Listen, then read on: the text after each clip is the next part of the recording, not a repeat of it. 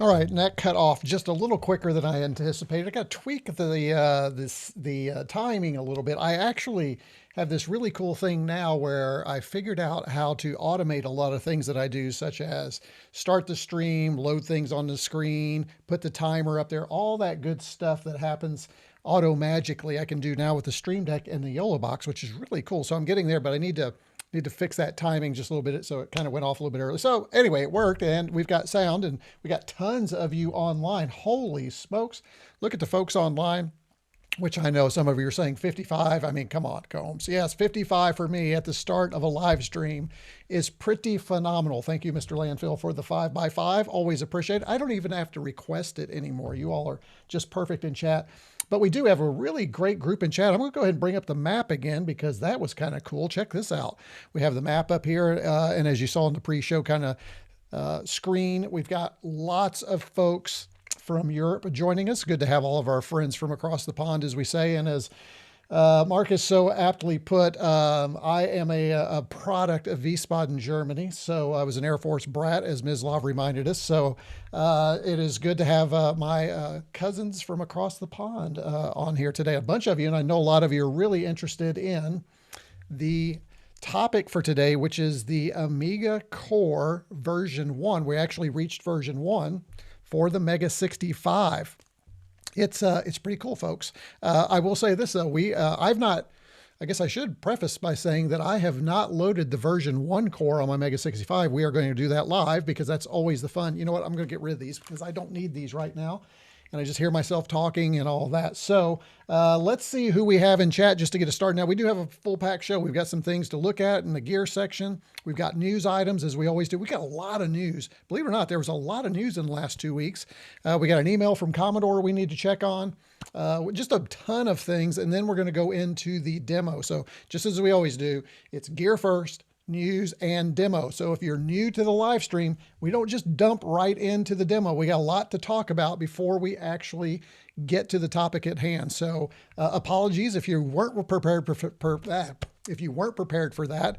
And for the others, I know we always have a great chat about our news items. By the way, if you are watching and you're not in chat, jump in chat, because down in chat, you're going to be greeted by the most friendly chat on YouTube at this particular time. Guaranteed. Just a great group of folks in chat ready to welcome you and thank you for joining us today. Let's go ahead and take a look at those folks in chat and see who we have. You know what? Let's go ahead and the first thing I need to do is thank you, Xander, for the super chat. Xander sent over a super chat. So let the Amiga Score MEGA65 stream be great. I think that's supposed to be Amiga Core. No problems. I know we were all chatting. So let the Amiga Core MEGA65 stream be. It should be really good if everything works. And I think I have everything.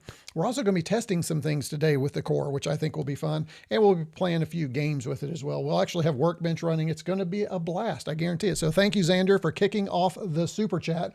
By the way, that is an option for you to support the channel. We're going to talk about we got a whole mid-roll thing where we talk about how to support the channel. But Xander showed you the correct way to do it during a live stream, which is to send over a super chat if you find something of value today. So thank you for that, Xander, as always. And good morning, night, eve to you, my friend. Good to have you. All right, let's do this. Let's see. We've got, wow, 61 of you. I don't know if I can call all of you, but we are going to pull up the viewer credits and see who we have online. Here we go. You ready? This is also fun because it tells you who has chatted the most. So if you're looking for a leaderboard in chat, this is it. Here we go. And this is so far. So we'll see where we go. Oh, by the way, it is also good to have, I need to recognize a few folks. It is good to have our executive producer, Mislav, is here today. Mislav is one of our executive producers of the channel. He is a MEGA65 supporter. You're going to see he has a little shield. It used to be a wrench, Mislav. Now it's like his little shield. But Mislav can actually post links. He can boot you out if you're not good, all those types of things. He can help manage the chat if he chooses to do that. So, and we'll talk about what that means being an executive producer, but he is in chat, and I always like to call out our executive producers. Also have a producer, I believe, is here. Let's see. Well, we'll go through here and we'll figure out if he's online. I think he is. So here we go. Here's Taro. Taro. Oh, wow, Taro, you're up with 17. There he is. There's one of my producers. Java J is a producer. He comes in at the Commodore 128 level, so good to have Java J here with us as a producer. Xander is just an always great supporter. Stuart Geddes is here. Stuart's been on streams before. Marcus from my hometown, V-Spot. Mislav, our executive producer, as I said. Hey, look, this guy called Retro Combs is here. Mr. Landfill, one of our standards, is here. Good to have you here. Stuart is here, another one. Mashmi is kind of newer to the live streams, but just showing up regularly. Evil J is my #1 Discord participant, that is for sure. Bomberman Dan Webb is here. Jukebox, a lot of folks who've been here before. Beatles, Commodore Fan NL, Eddie Young, No Brew Info. There we go. Ulrich, oh my goodness, Ulrich Schmitzenborg. I messed it up. Sorry, it's going away. Good to have you here. I believe this is your first stream. LD's with us. Retro Lars, I believe this is your first stream. Jan is with us. He's been with us. Motorati has been with us before. Vivid Sense, I'm not sure you've been with us. This could be your first live stream with us. Vintage Technologies has been here. Cutie Honey is a regular. Davy Chris is here. Good to have you here. Manuel Cecilia is here. Good to have you here. Dial Up Chronicles. Love that. Tony Levantino. Dukas Baller Dude. That's a fun one. Too Tough My 7 YG. So I'm listening. Can't keep up with all of you. Paul is here. Let's see. Osman Aliman, something like, almost got it. Burger Bees. Wow, there's so many of you. I can't keep up. I love it. S-Side, Christianic, and GR1 Maldi, and Oliver is here. Hey, I'm glad that Oliver's here because Oliver can help us brainstorm. Wow, that was a lot. Sorry about that, guys. I missed some of you. But this is fun. I have more folks than I can keep up with. I love that. So chat's going to be really busy. I will say because of the number of you in the stream today, I have a great problem. I'm not going to be able to keep up with chat today. So if you all could help self-manage in chat, I will do my best to answer questions. Remember, if you do have a question, I think you can, what's that thing you can do in YouTube? If you have a question, you can put a Q next to your name or something. I don't know. Maybe somebody will remind us. But you can, for instance, ask a question in the chat. I just don't remember how to do it. There's a little thing that you can put. And if you have a question, we will do that. All right. Now that we've welcomed everybody, wow, there are a ton of you. Good. We got more folks actually logging in. We're up to about 80 of you right now. So let's get started with the very first thing we do, which is and I still don't have, I'm working on it, guys, but I need music for gear, right? So when I go into gear, I need some kind of music. Hey, if we got any musicians out there, specifically SID generation creation musicians out there, reach out to me. I'd love to have your little soundbite be able to ring in the gear section, and we'll have a couple more sections. I'm also looking to create like a little 10 to 15 second musical stinger for the channel too. So if you have that background or are interested in contributing, another way that you can support the channel, reach out to me, retrocombs@icloud.com, and we'll talk about it. Let's talk about gear. So we've got some things. Let's see, where do I want to start? I think let's start with the thing that we always do. We do it kind of regularly. It is Computes Gazette. Now this Computes Gazette is kind of cool, folks, because, and by the way, you can see everything prepared here. This is the latest issue, which is their year one celebration. Let's all celebrate Computes Gazette for their first year, and they're still around. I think they're going strong is what I'm understanding.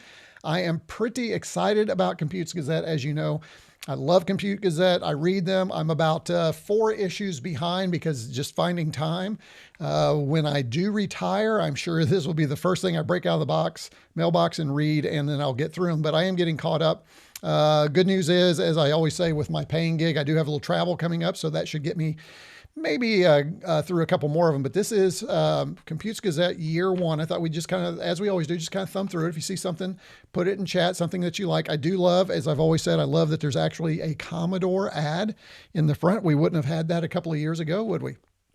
So our content's in here. It is a celebration. It's their monthly issue, but it says 2006 special.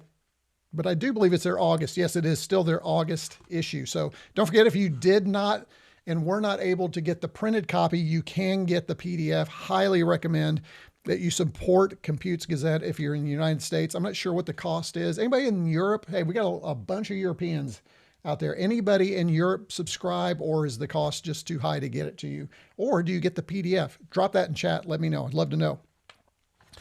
So loading complete 1 year of Computes Gazette magazine. Looking forward to reading that. Edwin Nagel is, of course, the publisher and new founder of the new Computes Gazette. You can see, oh, this is kind of interesting. Goes through the legal groundwork, kind of how he got here. This will be fun. Yeah, this is going to be a good one. Look at this. We've got each issue kind of highlighted. Very nice. So there's the kind of retrospective. Flipped off, the community weighs in on the callback. Oh, so we've got some latest news on the callback. By the way, we'll be talking a little bit about the callback. Not much this one. We've talked about it enough in previous live streams. I am curious, though, did you order a callback? If you did, put it in chat. We'll come back. You know what? Let's do this. Let's do this. Let's do, this is off the cuff, guys. So hang in there with me. I'm going to start a poll here, and I'm going to say right here, ordered a callback. And simple answers are yes and no. So let's get that. That poll is now live in chat, or it should be. So go ahead and start. Yes, there you go. So go ahead and start letting us know whether you have ordered the callback. Okay. So that'd be just kind of fun. I'll try and use the poll a little bit more often since we have a bunch of you in here today. Let's see, kind of going back through the magazine here. Synapse here, great stuff from Synapse, right? Here's some of their games, their history. I am digging the historical piece, although I do love the new stuff like this, the Amiga USB mouse adapter. Probably something we'll be talking about today. C64 New Users Guide Part 1. This was actually created by Dan Sanderson. Well, not created. He kind of led it for Commodore. He's also the one that wrote the MEGA65 manual. So some information in here about that process. Looking forward to that. Getting started with the Apple IIe. By the way, since we're talking Apple IIe, there is and I'm not going to cover it during this one, but there is a new Apple IIe core for the MEGA65 as well. Probably not something I'll cover. Maybe if you want to cover it, we can do that. Maybe in a live stream, but it's not something I probably would do because I tend to, as I've said, kind of keep my MEGA65 Commodore related, but who knows? We'll see. Pedal Panic is featured in here. What else do we have? Gorillas is in here. Viridian Descent. Commodore Clips, News Notes, Commodore Clips, more. Oh, here's the GEOS column again. It's really interesting to see that people are still using GEOS. It's very interesting. And I'm looking forward to GEOS for the MEGA65 getting better and better. That is something in development. It has taken that's kind of slowed down. It's taken a while. BBSs evidently are on the uptick since the release of the C64U. And when I say on the uptick, meaning that more people are hosting their own BBSs, which I think is pretty cool. I would love to do that myself at some point. Just not enough time, right? Fun with fonts, drawing the turtle. So another just outstanding issue here of Computes Gazette. Fujinet has their standard report. And then here is our MEGA65 article right here. If you didn't know, Computes Gazette always does kind of, it's Dan Sanderson's newsletter is typically summarized and put in here as well. So it's some good information. I'm hopeful that we might get some differing content other than what Dan does in here under the MEGA65 section. So they need to reach out to somebody and get some more stuff. The 640K Club from the 88 to the 486. So that's a dark time. Let's see, Tandyland and so on and so forth. So there you go. There is, and what are our let's pick a type in program. Let's see what we have. What are we doing? Oh, Viridian Descent, one of the ones that was mentioned for the Commodore 64 on page 43. So see, just like that 80s experience where we see a type-in program and then we go back to the page where it's described. There you go. Wow, that actually looks pretty good. Look at that. Let's see if I can get that up there. Yeah, not bad. Looks pretty good. So looking forward to seeing how that works if I get some time. I probably won't type it in. I'll probably be one of those cheaters on that one. And there you go. Back now on Kickstarter, Commodore 64. What's oh yeah, the Birth of the Cultural Icon. That's is that closed now? I believe that's closed, if I'm not mistaken. All right. So there you go. There is the latest issue of Computes Gazette. Let me throw that back here with the last one that we looked at 2 weeks ago that features Bill Hurd that I still haven't read. So there you go. There's two of them I need to read. How about that? All right, let's check on chat here really quickly in our map. See how we're doing. How are we doing on our, looks like 93% are at no for the callback. Yeah, there's very few of us that bought the callback, I am sure. I'm going to go ahead and close that one out. We'll go, there we go. So I close that one for now. So thank you all for just kind of, so the ordered 93% of you said no, 7% yes with 41 votes. So thank you for voting in on that. Jen says there are almost 10,000 pre-orders on the flip phone though. Yes, there are. And as we've learned over time, it's really not our generation that's buying these things, which is really interesting. Let's see. Mr. Landfill says, don't mock the Apple II. It has graphics capabilities that you need a VIC-20 to beat combined with audio quality of a PC sticker, says Sarah. That's pretty, that's good. I like that. Need a callback for the Mega, then with 2 of them and some duct tape. Hey, Barry, good to have you here. Thanks for joining. Let's see, anything else? Let's see, if the callback was in the $200 to $300 price range, I would have ordered one. Yeah, that seems to be the prevailing thought, but it is not. So interesting. Let's see. Oh, it has a C128 core. It does, and there's, as I think somebody mentioned, was it LD? Yeah. Right here, it is getting potentially CPM support on the 128. I loved what Evil J said. Evil J says he wants to get a MEGA65 so he can run the 128 core so that he can emulate CPM. So that's a lot just to emulate CPM. And he didn't say that in the chat. You probably may be wondering, he said that in the Discord. We were talking about it. So pretty interesting. All right, let's go to our next item, which is, I have a box here, and I don't know why I have this box. I mean, I know why I have the box, but this one is, this is from Adafruit. Oh, I need the knife. Hold on. I need the knife for my executive producer here, sent all the way overseas. So let's get this thing open here. This is, I don't think there's anyone online who doesn't know what Adafruit is, right? I have a little project I'm working on, which I'm sure I'll never get to it, but I wanted to do it anyway. And inside this box, we have more tape. So let me get that. So again, let me get this back up here so people know where we are. We're still in the gear section. All right. We're going to be hitting news here in a little bit. There we go. And here we go. Let's open it up here and see what we have inside the box. We have, oh, wow, they sent some extras.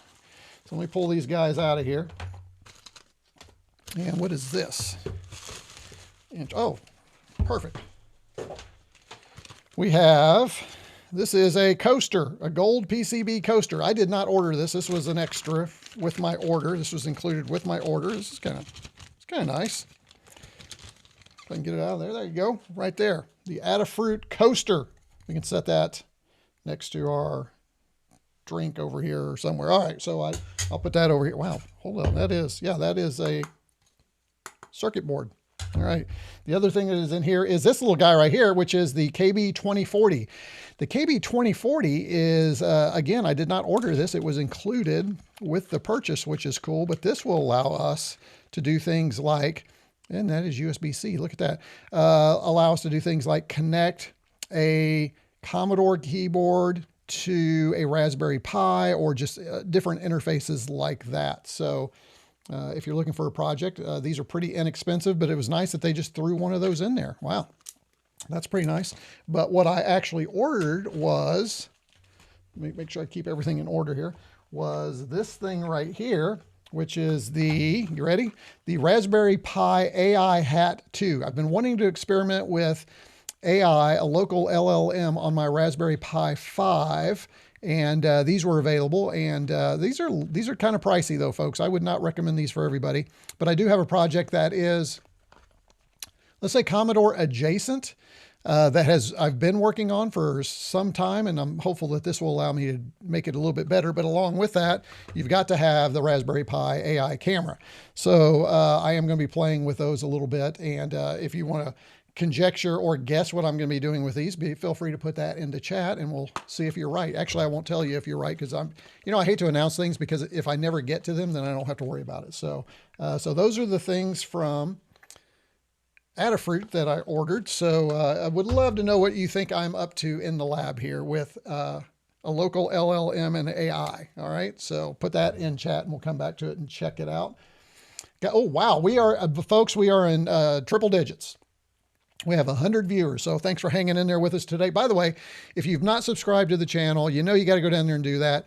Give me a thumbs up also. What are we with the thumbs up? Let's see.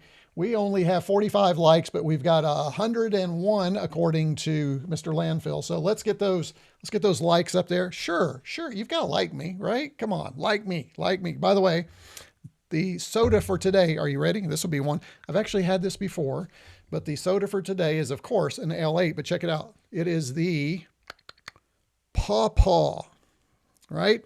So if you're not sure what a Paw Paw is, you can go online, search for that, but L8 is my drink of choice during streams normally. Yes, thank you, Mr. Landfill. Yes, tell people to share the stream. I love it. This is how I will be wetting my whistle throughout the day.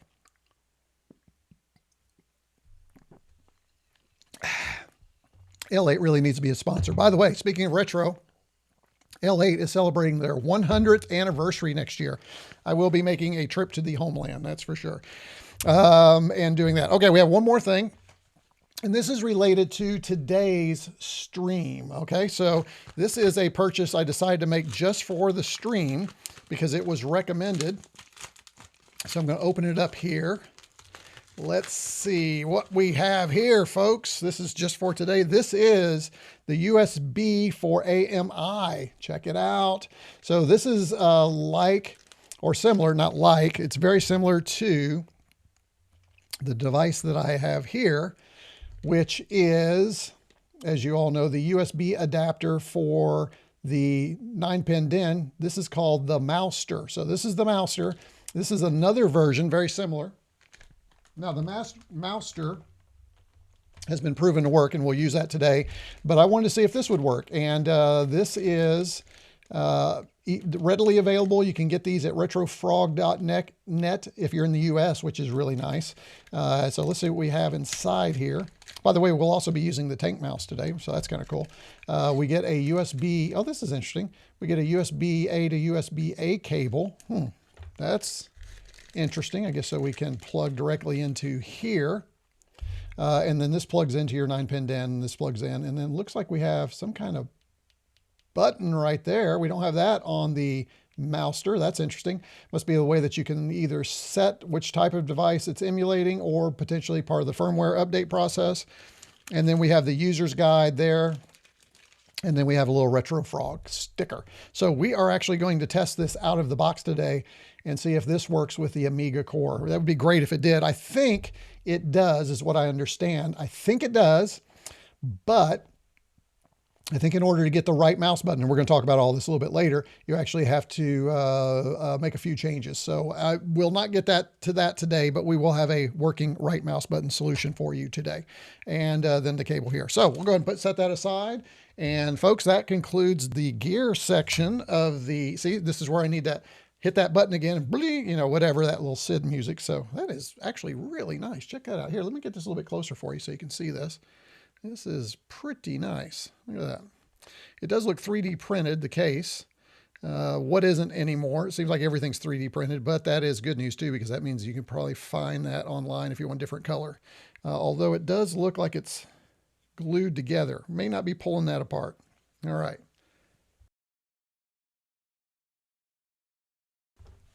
All right, let's go ahead and just, let me check on chat here just a little bit, see what's going on, and see if we've got anything interesting. Wow, you guys have been busy. Let's see. Hey there, just got my MEGA65 last week, says M. Kunalis. Sorry, good to have you here. I believe this is your first live stream with us, so great to have you here. Looking forward to learning. Amiga core is but one thing I would love to do probably. But I was seeing things like TRS-80, Model 3. Oh, there's all kinds of cores.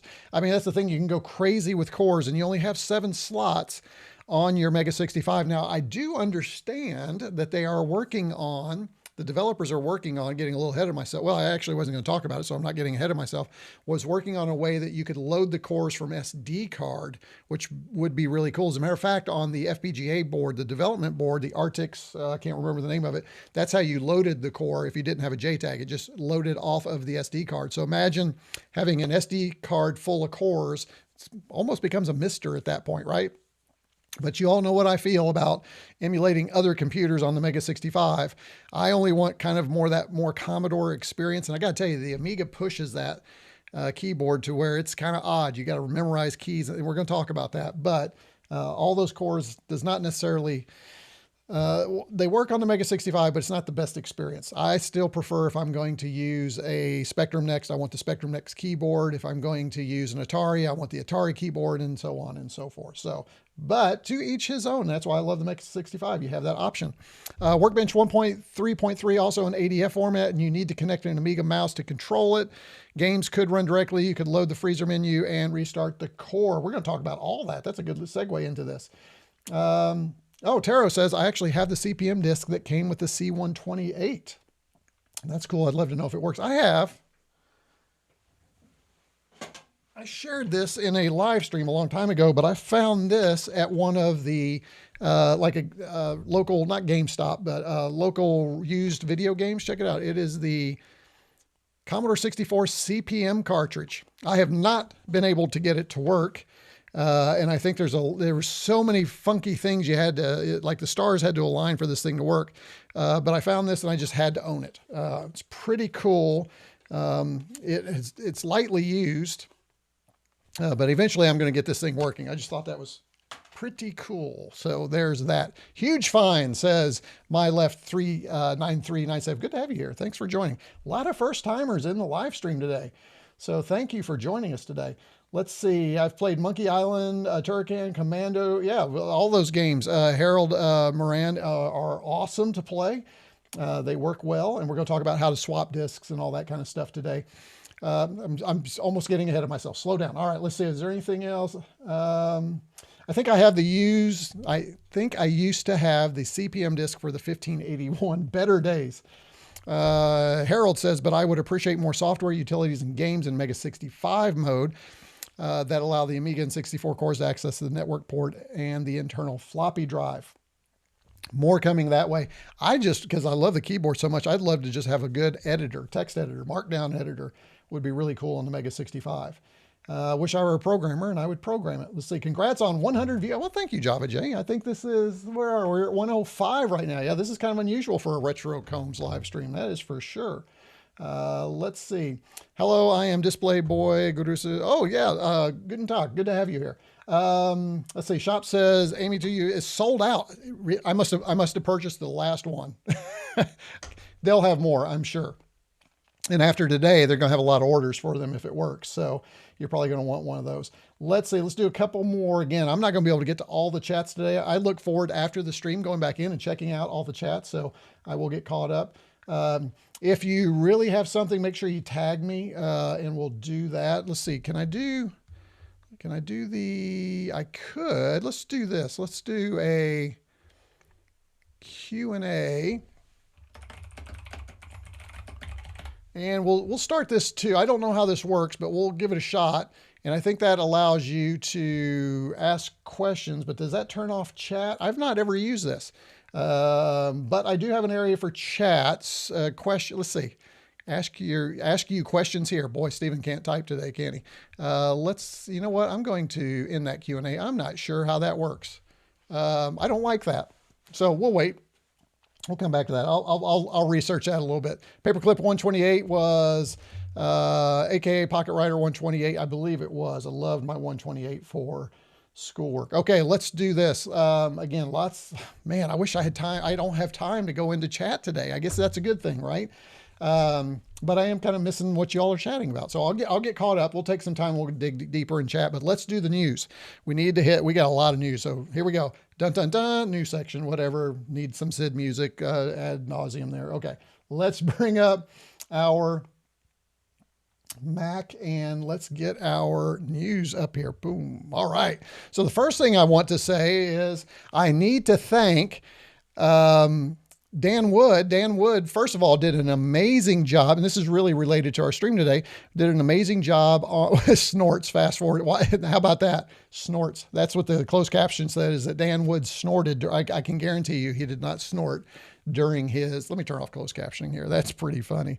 Dan Wood snorts. There we go.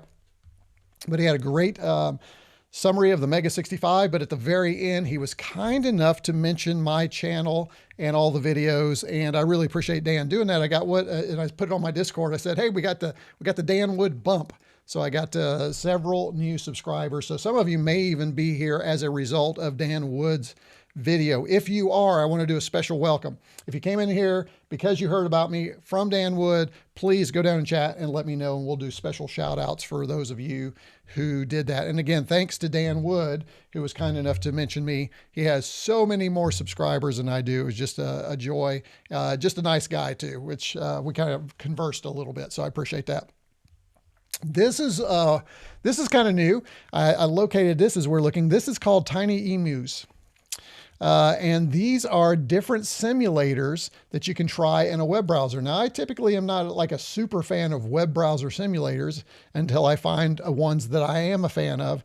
And this is a great page where you can try all of these different systems in your web browser. It's a lot of fun. It's one of those things you can sneak at work. And when you have a little break or you're at lunch and you want a quick retro game, you can take and have those with you. Of course, many of you probably have handhelds, but this is just a fun page to try out just a lot of different systems, a lot of games, a lot of demos, and it just keeps growing, which is what is amazing. Let me show you. Let's see if we can show you. Here's Pango. Let's do... I don't know. Let's do Chase is okay. Dragon. Let's do 1943. That's one that is always fun. And you can see here, I think, there we go, one player. And maybe, there we go. And so you can see it's a little slow. I'm not sure what, there we go. So I'm using spacebar to fire. And I'm using the cursor keys. And I don't know if we have sound. I guess I should do that. We have sound, curiously. Oh, there is sound. Listen to that. So we got sound with it. So there is just, again, just a fun way. Hard to hear you. Yeah, it's probably too loud. Pull that down. Thank you very much. Oh gosh, that is loud. Hold on. Let's bring that way down. There we go. Sorry about that. It's not a touch too high, LD. It was way too high. So apologies on that. Again, it should be better now. Now, well, you'll need to remind me, we may need to adjust that when we go to the Amiga. So I'll have my headphones on and try and monitor that a little bit better. But that is, again, just a really cool site. I will have links. By the way, for those of you new to the channel, I will have links to those in the Discord for everybody so that you can get to it. And then I've got something special for my producers this month. So we'll talk about that in a little bit too. So let's go ahead and go back to my Mac. Let's close up this one. Let's go to our next news item. This one is so cool. This one I had to bring up, and I'll go ahead and blow it up here a little bit. This is Doom for C64. I don't know if you've been keeping up with the progress, but Steve McRae has been working on Doom for the Commodore 64. They said it could never be done. He is doing his best to work on it. As you can see that, and evidently, and I didn't know this, he had a VIC-20 port, but Doom for C64 work in progress versus my VIC-20 port. It has a variable height, floors and ceilings, windows, elevators, opening doors, visible weapons, mostly operational, and much like me, he's looking for a musician to help him with music and somebody to help with artwork. So if you know anybody itching to contribute, reach out to Steve McRae on X. He's probably on other socials as well. You can find him there. You can see some of this. Oh, David Plummer. Wow, said cool stuff. Dave has a really cool channel. Was it Dave's Garage? He's a former Microsoft engineer. It's kind of cool that he chimed in there. So that's kind of cool. All right, so there is something for you to look forward to. Doom on the Commodore 64. Pretty cool. And this one is Thin Ice. I think we've talked about Thin Ice before, but I think this version is newer. This is Thin Ice for the Commodore 64, is another game, and it says it's very similar to Bounder, Rebounder, Bulldog, Future Night, and Skate Crazy. Let's take a little look at, shall we? Let's just see what we have here. I'm going to regret this, I know. Oh, there we go. So Thalamus Digital. We all love Thalamus Digital. Let me bring up my headphones here.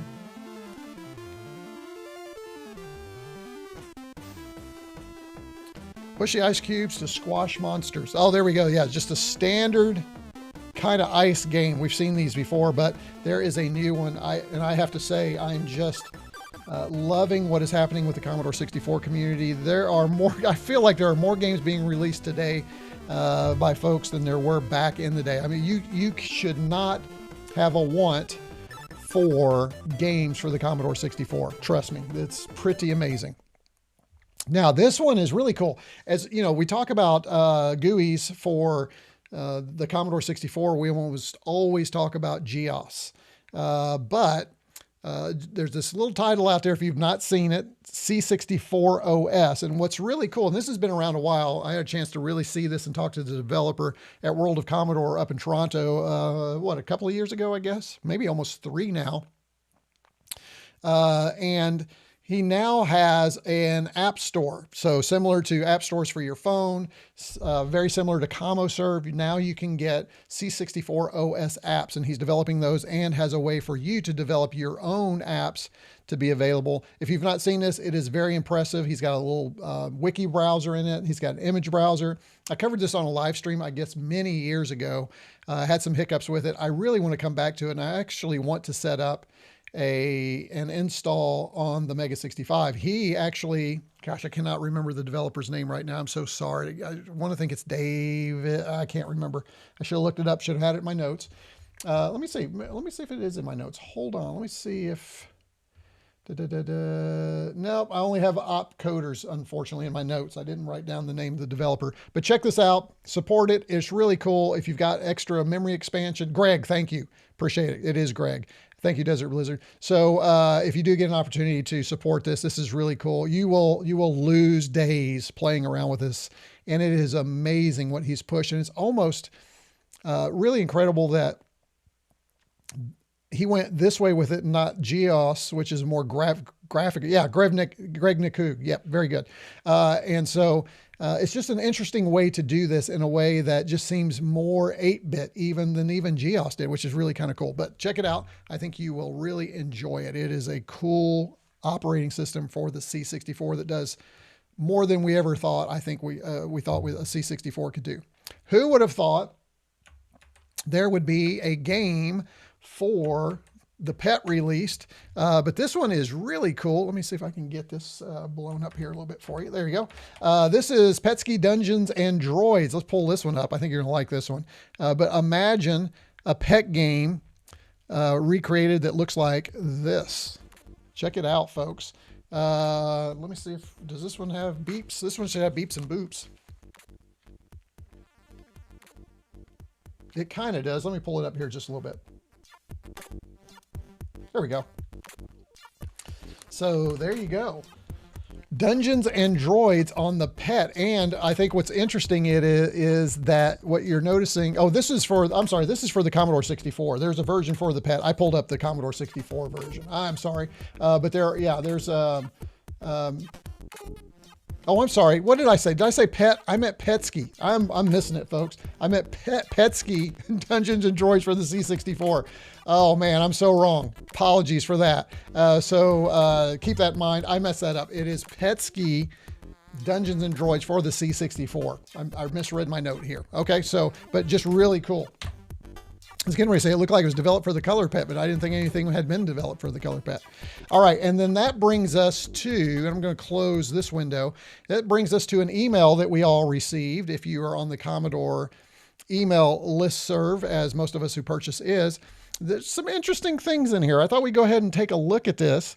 Take a look at the side of the Starlight Edition. It says, these 9 pins look lonely. Maybe they need a hug from an old friend. So conjecture.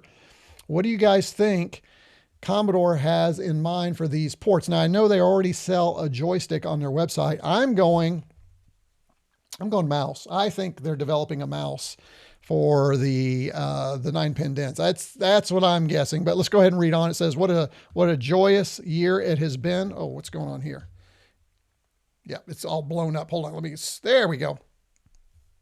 I'm going to have to do a little fancy finger work here. Oh, stop it, Stephen. Okay, let's try that again. There we go. It says, a year ago, we reunited the Commodore trademark and launched Commodore 64 Ultimate. And sure, the callback has been in the limelight lately, nearly 10,000. I think we're at 9,700 and some change.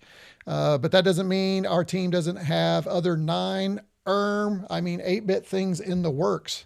So interesting here. Yes, coming soon. So we've got this big coming soon banner here. Okay, image blurred is a bit tacky. Sorry, not sorry. So cutesy stuff there. Yes, the next big thing is still technically a secret. Something else new to enjoy in the coming weeks. So weeks. And no, it's not Amiga. So we've kind of known that. So, but let's get back to 8-bit. So you notice that the C64C is entering production, and it's using those original molds. I'm looking forward to that. I did order a C64C, so that could be that should be really kind of cool. They're also launching their Made for Ultimate branding or sticker or certification. It says to celebrate 1 year, we're kicking off the Made for Ultimate program, a new initiative that will result in official Commodore games that make full use of Commodore 64's ultimate unique capabilities. Control of the LEDs, turbo boost mode, 24-channel SID, 128 megabits of RAM, so on and so forth.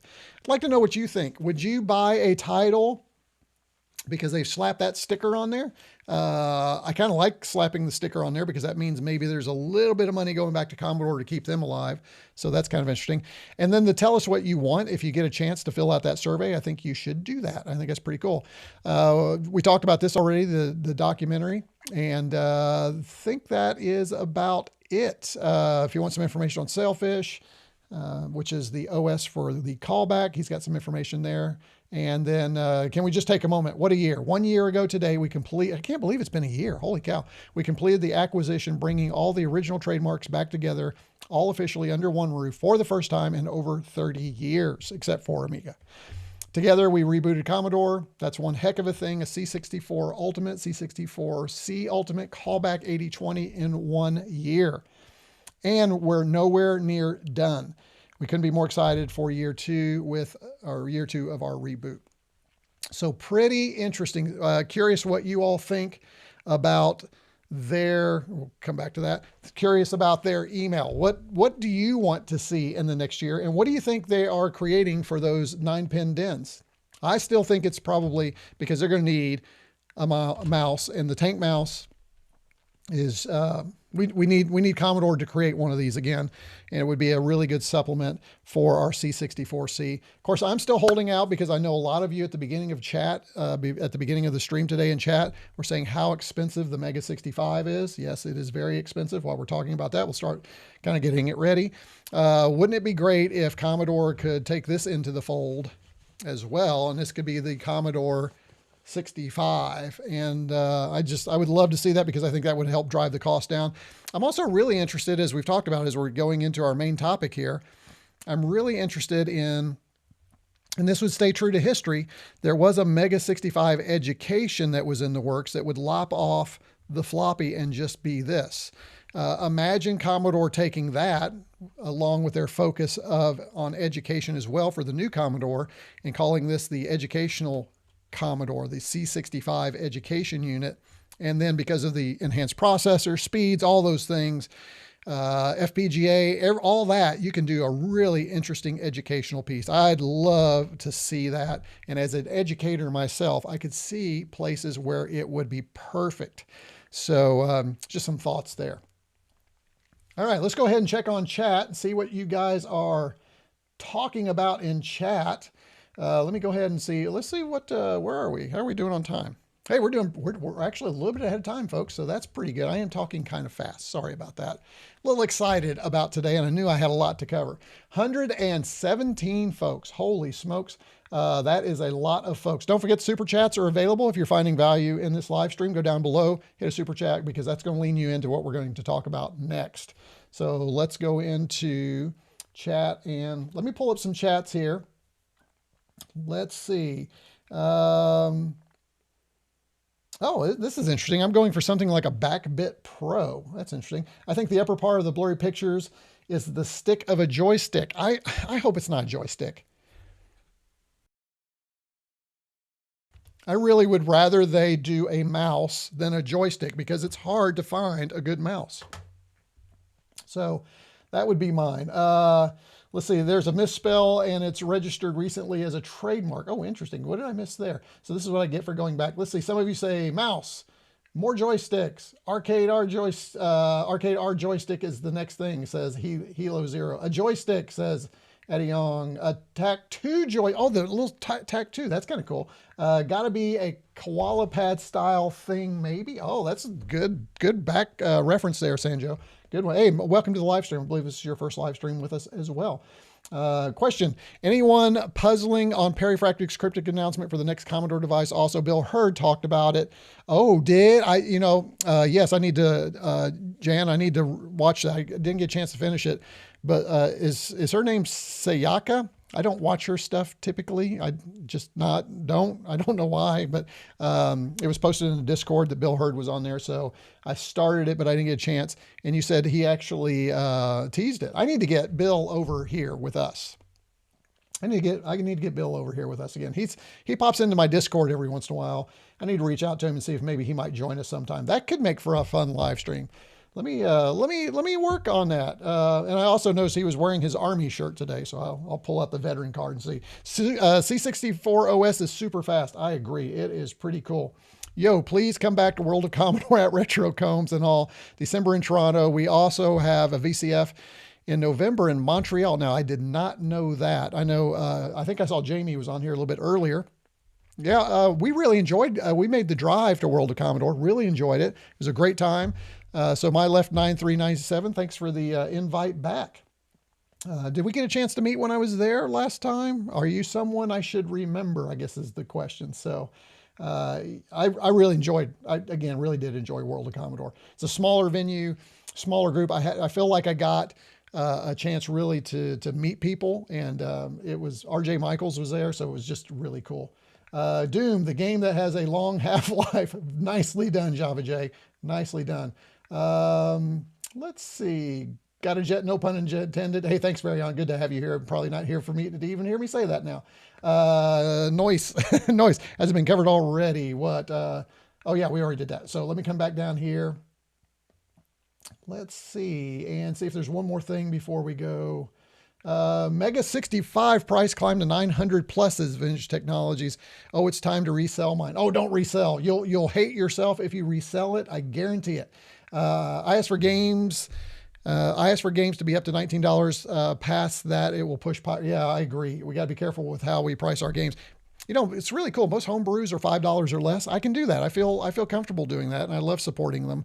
I will say I've supported a lot of games that I've only played a couple of times. Just not enough time. I would like to see a Commodore mouse recreation, but, says Anton, you can switch between 1351 and Amiga via a tiny dip switch. I would love that. Or, I guess, no, I think the dip switch is better. Yeah, let's just do that, because if you look at the tank mouse, so kind of like that little switch here, if I get it focused for you, that's between Bluetooth and it's really not Wi-Fi. It's a little wireless connector, right? So that would be good. I would like that too.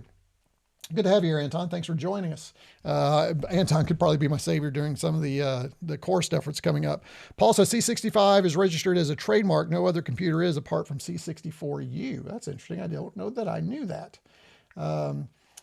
Yeah, MEGA65 is very expensive. Not sure what's driving the price there. It's a small indie run. I mean, Trends is not like a huge manufacturer. We aren't selling tons of these things. So each one is like a custom unit. You know, hopefully we'll get that price down, because I agree, more people need this right here in your hands. Everybody should have one of these. Every Commodore fan should have one of these. It is the best retro recreation we have today, including the Commodore 64. Sorry, it just is. It's even better than, I spend more time on my MEGA65 than I do my C64U.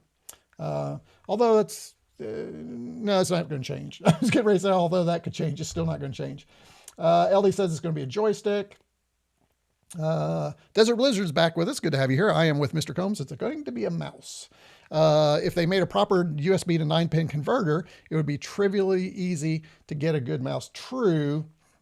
But it's not easy to get the traditional tank mouse look, right? That would be really cool. Hence, technically, it won't be a mouse because you can use USB mice on a C6. Can you? You can use a USB-C mouse on a C64U. I need to explore that. USB-C joysticks are not complicated because there is no standard, or more complicated. I'm sorry. Oh, I didn't know that. The Bill Hurd comment is fascinating. The Commodore About says explicitly he is working on some things. I doubt it's a joystick. Yeah, I doubt it is too. I'm still hoping for a Commodore LCD. I just love that thing. It's not a matter of how much, it's that the factories are jammed with orders and production is focused on high revenue. Well, there is that too going on right now for sure. Marco. So thank you for that. Let's see, a couple more here. At RetroCombs, but the Mega65 really lets us switch between 1351 and Amiga mouse support. It does in the firmware. That is true. But the mouse has to support it too, right? So you've got that, and then it gets a little confusing because the Mousster wants to configure as an Amiga or 1351.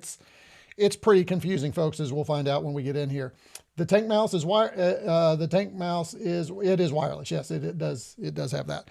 Mono router producer 1000 said that the first batch memory from Micron was $30 for new batch, same memory. Oh, wow. Dang. Yeah, prices have gone up.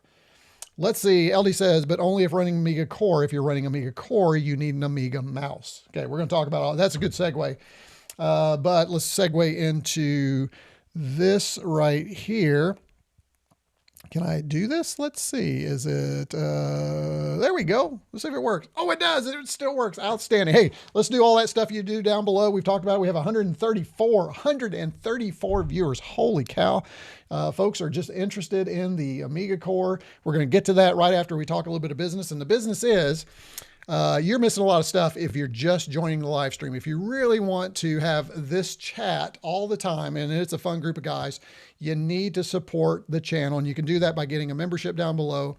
Join at the Commodore VIC-20 level, and that will get you access to my Discord. Now, I've had people say, how come not everybody can join the Discord? Well, we only want people who support the channel in the Discord because it causes just a little bit of extra, you got to want to be there kind of thing.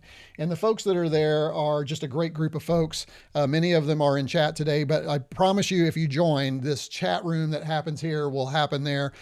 In the Discord, we have all kinds of channels on all the computers, Mega65. We even have some other stuff like motor heads, 3D printing, all the stuff that is kind of our genre, kind of the things that we talk about. And what's really cool is I have another channel called RetroCombs-Tech. And for the first time this week, I've started thinking, how can I use that channel to better support this channel? And I have my first freebie, my first giveaway, and I am giving away about a $450 stringless backing instrument or stringless smart guitar that when I reviewed it on my other channel at RetroCombs-Tech, they sent me 2. So somebody's going to get a new inbox. So if you want to join the channel and join the Discord and get in on that kind of drawing, you can do that by joining today, and I'll give it a few more days for people to get in there. So again, go down below, come in at the minimum of the RetroCombs VIC-20 level. Now, if you come in at a producer level or an executive producer, you get extra perks. And one of the extra perks is if you are a producer of the channel, you get my brand new, just off the press, the RetroCombs Disc Mag.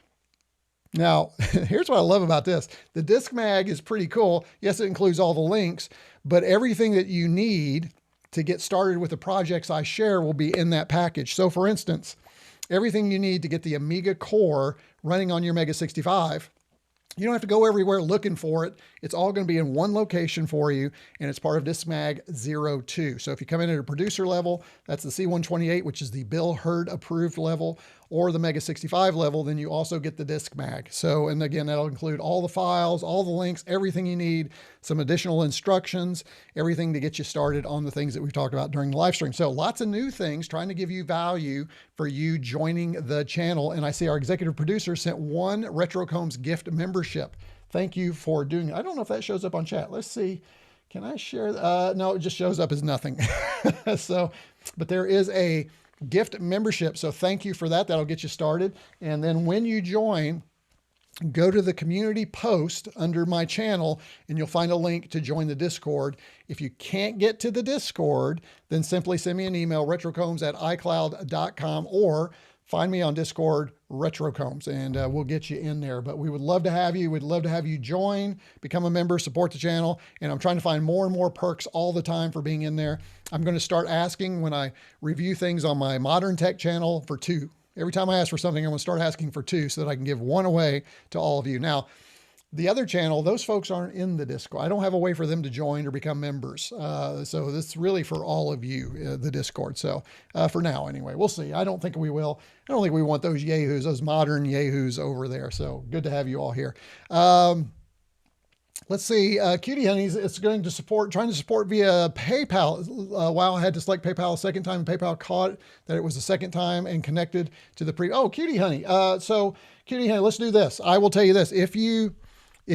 So I have a few of you who'd rather do PayPal, which I completely get. Plus I love, because I get more money from PayPal, right? Because it all goes to me.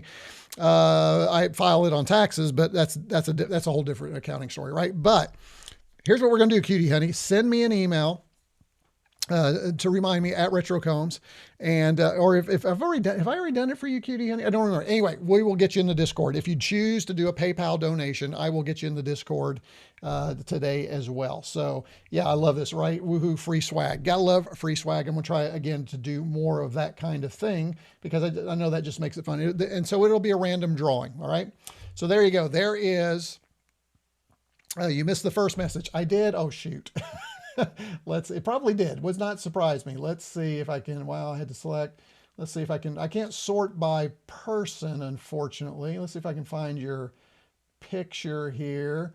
I'm not going to find it. Yeah, I'm not going to find it. Why am I not going to find it? I don't know. Okay, well, I'll figure it out. We'll go back in here and we'll take a look at it and do that as well. Oh yeah, thank you, Beatles. Beatles is one of our Discord guys. The Discord has so many great discussions. It does, lots of great stuff being shared. And again, because it's a smaller community, it's more geared towards the things that we like and not just a general dump of things. So side note, even though most of the stuff these guys talk about in Discord is mostly over my head, I just like to support the mission and the man. Oh, well, thank you, Java. I don't think so. I think I feel like you're right at home. And Java J is a producer of the channel. So there you go. Appreciate his support of the channel as a producer. All right. Are you all ready to do some Amiga core on the MEGA65? Let's do this. We are going to jump in. I'm going to see if I can get rid of this thing. I can. Oh, no, I can't. I got to do this first. There we go. Ah, that's better. And then we're going to go into, let's do this. Again, insert SID music here for bloop, bloop, bloop, bloop, bloop, the demo. Okay. Insert disc. I love it. Thank you. On my left. Perfect. Bring on the Amiga core. That's what we're going to do, Mr. Landfill. We are diving into it now. All right. So here's what we're going to do.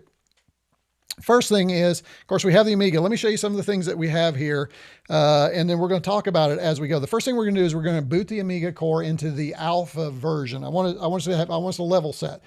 So we're going to go into the alpha version that was on here previously. I shared this on the last live stream. Then what we're going to do is we're going to risk a live upgrade to version 1. I'll tell you how all that happens. We'll do that.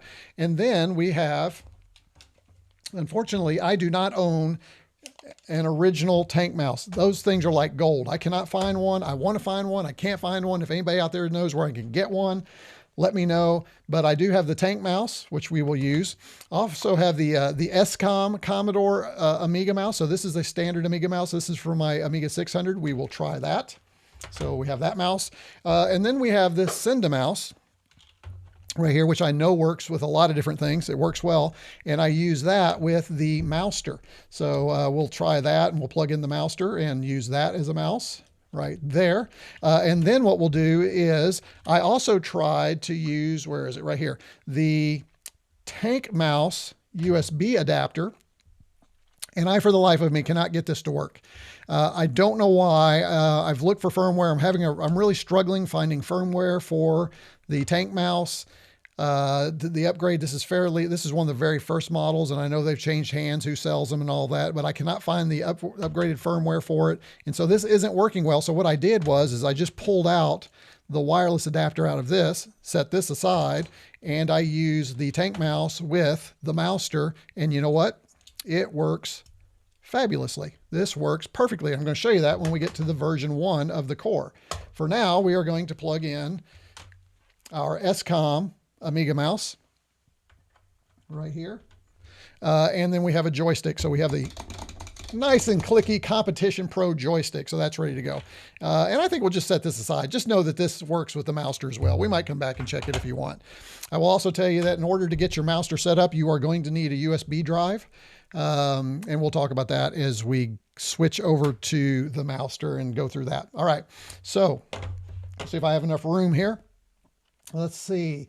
Here we go. What, 134 of you? All right, you all are anxious to let's fire up the core. So, just for those of you who may be new, let's kind of work through this. So here's my screen. So what you're seeing right now is my capture card. And what I'm going to do first is I'm just going to turn on the MEGA65 and level set with everybody where we are. And I also need my capture card remote because I'm going to have to change some things. So I'm going to go ahead and we're going to change this to 4:3. And we're going to turn on the MEGA65. So I just changed the aspect ratio to 4:3. So here is our MEGA65. Hopefully all of you have seen the MEGA65. If you've not, just a little background again, this is a recreation of the Commodore 65 that was never sold, about 200 out in the wild during a moving of Commodore products after they failed, all that type of thing. You've heard the story. You can find it and read all about it.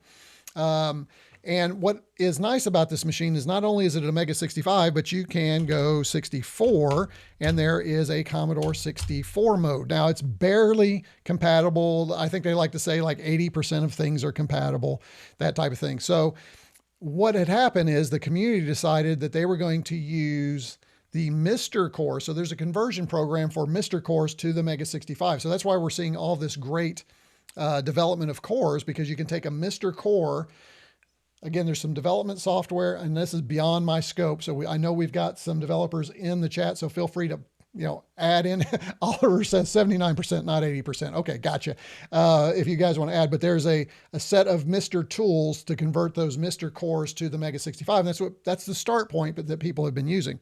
So again, if you're new, where are those cores? Well, if I go back here and I shut down, so I'm going to turn off the MEGA65, so I'm going to hit the little switch. Now what I'm going to do is I'm going to hit the no scroll, and then I'm going to turn it on. And then I'm going to come over here and hopefully do this. And then when I turn it on, we get this core. So it comes with technically 8 cores. You have core 0, which you should never mess with. That's your MEGA65 factory core. Now you can change that, but you have to go through a lot of extra hoops to do that. And there's a reason for that. You always want one good core to launch from. You also notice that I've got a little bit of an older MEGA65 core. I need to actually update. I believe my developers in the chat can tell me. I think I'm behind maybe a version or maybe 2, but this one works, so I've left it there. But to get back to my original point, people wanted 100% or 99.9% accuracy, and so they created the C64 core for the MEGA65, and we were up to version 5.2, and I believe that's even newer. I think there's some new things coming from that.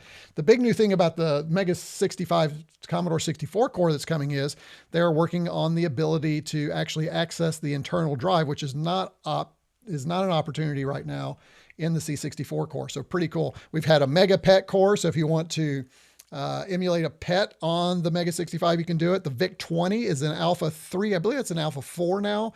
A C16, which will give you the TED series of computers, that ability to run that software, that compatibility. You'll notice I have an empty slot there for number 6, and then for that's because that's where my Commodore 128 core is going. I just haven't loaded it yet. I'm thinking in a future live stream we'll cover that one. And then you look at number 7 and you'll see that I have the Alpha 8 version of the work in progress Amiga 500 core. So that's how the cores work. That's how you load them. So if I want to change a core, I can do that. But before we do that, let's go ahead and load up the Amiga 500 for MEGA65. And this is Alpha number 8. And what I'll need to do is go back to 16:9 on my capture card. And get a drink here. Now, also, to get that running, you need on your SD card, and I'm using the external SD card, not the internal. Highly recommend that you not mess with the internal. Get the internal, keep it as a bootable SD card, and then all of your experiments, like extra files for cores and everything, stick that on the external card. So you need a directory on your external SD card called, all lowercase, Amiga. Then you need to have your ROM file in there and your Workbench file. So again, for my executive producers, I'm going to share with you in my disk mag. I've made it really easy for you. Okay. So, when you get your disk mag, all you got to do is pretty much drag and drop. And again, with some caveats in there and some disclaimers, all that type of thing, but you'll have yours up and running in no time. You won't have to go out and search for all these things. Again, that's the value you get for being a producer of the channel. So let's go back to here. And this looks just like we would see on a normal Amiga, right? It's asking for a Workbench disk. So does it use this? Can I pop in a Workbench disk in here? Unfortunately, you cannot yet. I think that's possible. I don't know of a technical reason why it's not possible other than they need to build that. But for now, we are using simple ADF files, right? So we hit the help key. Help key is right here. And when I hit that, that is going to bring up our menu. And just like all the cores on the MEGA65, we get this nice blue menu in the upper right-hand corner. And you can see this again is the alpha version, alpha 8 of the core. So take a look at that menu, because what we're going to do is when we upgrade our core, we're going to kind of see if this menu changed. As a matter of fact, what I should do is take a picture. I'm going to do that. And then we can look and see if anything changed on that menu. So, okay, I've captured that for us. So we'll be able to, here, I can make that bigger for you. There we go. Captured that. So we'll be able to see if things have changed. So the menu already has the ADF that we can load. We can modify our display settings. We can do flicker free. We can do VGA standard. We can reload our screen configurations. You can have .cfg files on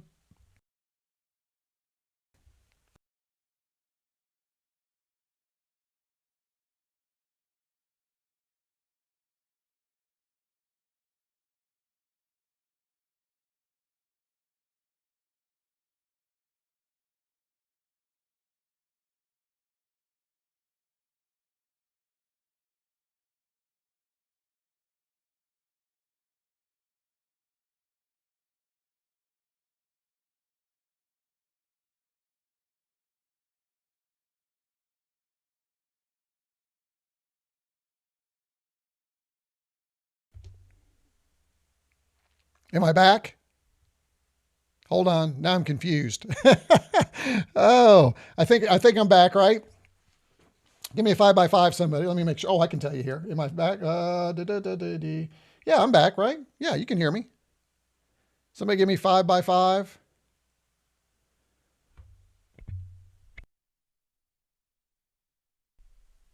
Let's see. You're back. Thank you. All right. There you go. Sorry about that, guys. Let's see. No wonder that they are that expensive. Damn, I meant the badge on the MEGA60. Okay. So I think, yeah, everybody can hear me. Let me make sure. I'm sure you missed the most important part of the video. Yes. Let me go ahead and back up just a little bit. So when you have the Workbench screen, hold on. Just let me check something here. Program. There we go. Now I know what to look for. I should have looked, and now I know I can see that I have audio. So apologies for that. Just a little, I should have, gosh, you know what? Here you go. Just because I know people love it. Here you go. I'm going to throw it up there. I think I'm going to throw it up there. Where is it? Let's see. Yeah, here you go. Just there. I'm bug zapping.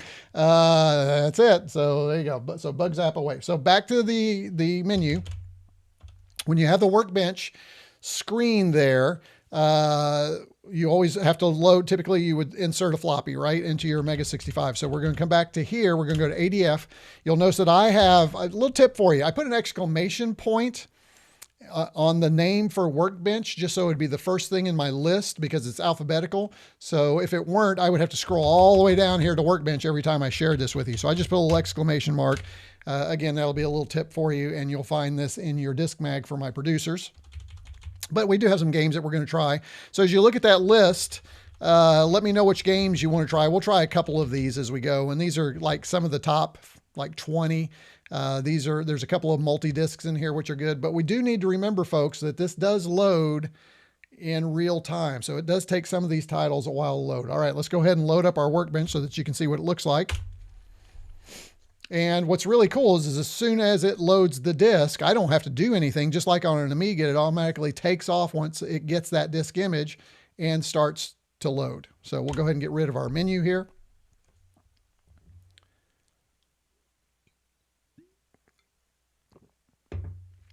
Now you'll notice that the Workbench is purple. That's because it is, I have a configuration file saved on my SD card that saves, oh, I'm sorry, no, I don't. The latest version of the core, version 8, allowed us to actually write to the ADF card. That's what it was before. In earlier versions, you couldn't write or save to the ADF file. And now in the later versions, you can. So I've set these settings up in my Workbench disk, and that's what it looks like. So there you go. So this is my mouse right here. You can see it down here. I'll be using the SCOM mouse, and it works, as you will see here. If I can get back there, you go. Let me just use these buttons. This is better. There we go. And the mouse is working. So now let's go ahead and just kind of click on the Workbench, double click. Mouse actually works really well. You can see it's pretty much real time. This is feeling a lot like an Amiga in the day. Again, this does only run Amiga. Let me pull up this information. This is only Amiga 500. Okay. So I think that's pretty important for us. And let me just, let me go ahead and share some specifics on this while we're talking about it.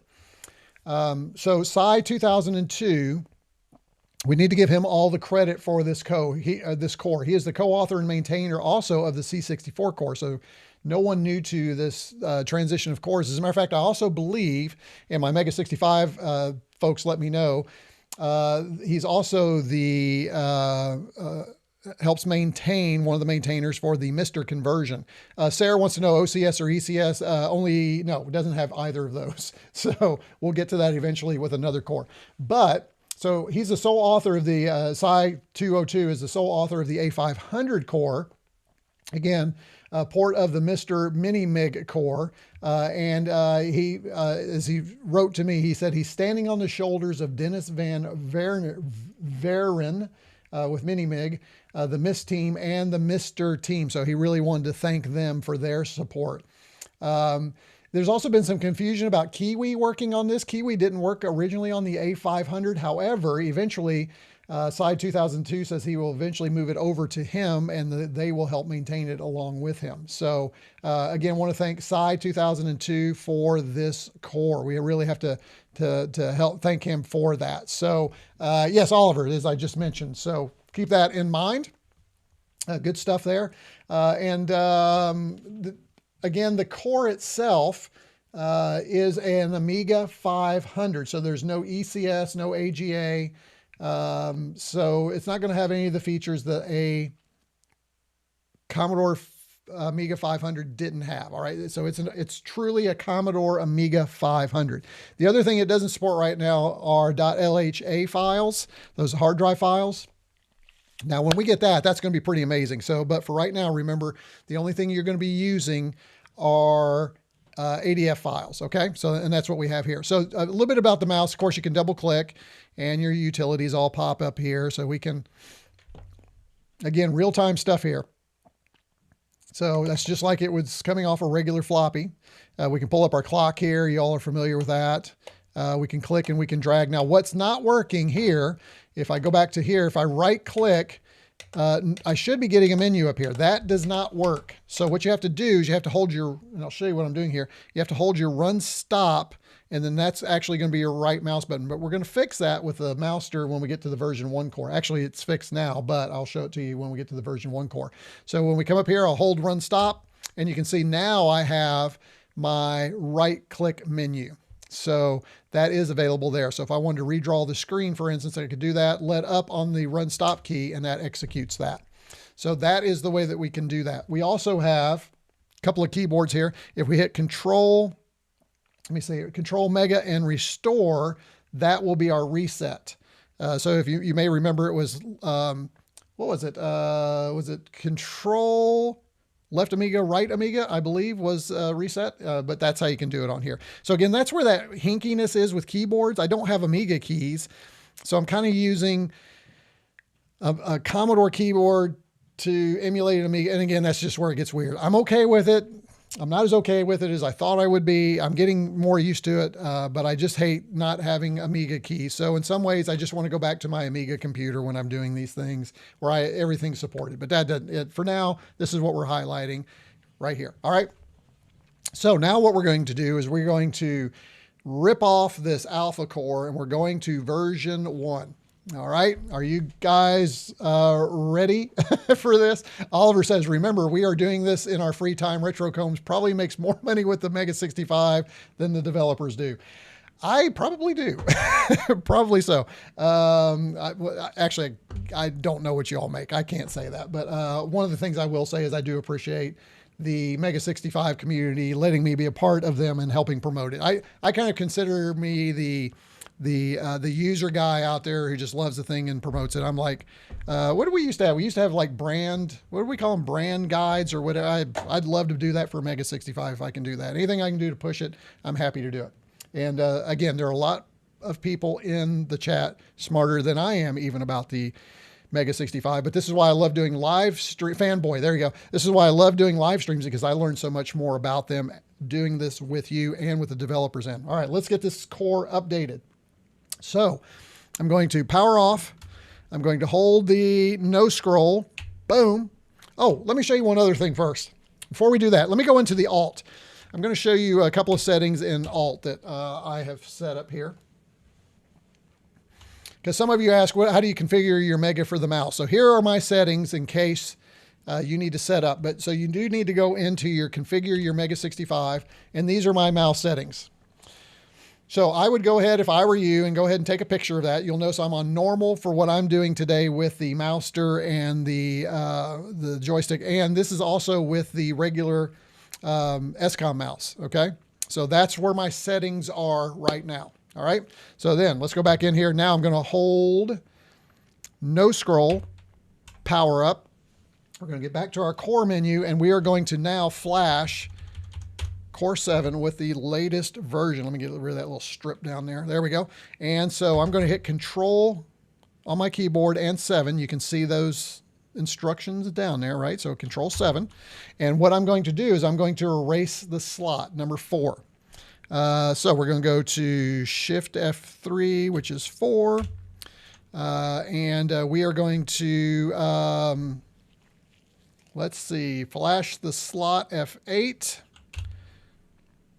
Oh, that's erasing. I'm sorry. I chose the wrong thing. I knew I was going to do that. I always do that. Don't enter power. Don't worry. It's not going to take but a second.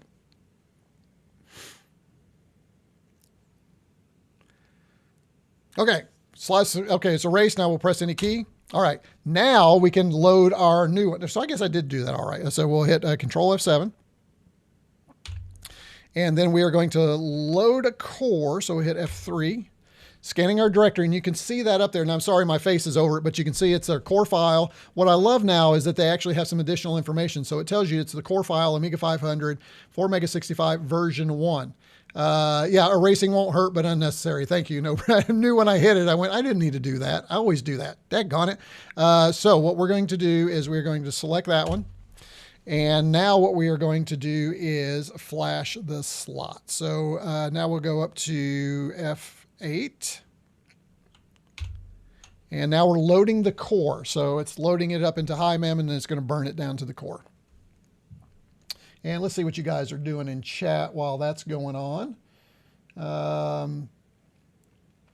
Let's see. Oliver says, no worries. I mean, the A1200 isn't scheduled for release until December, so there's plenty of time to implement the features, no pressure.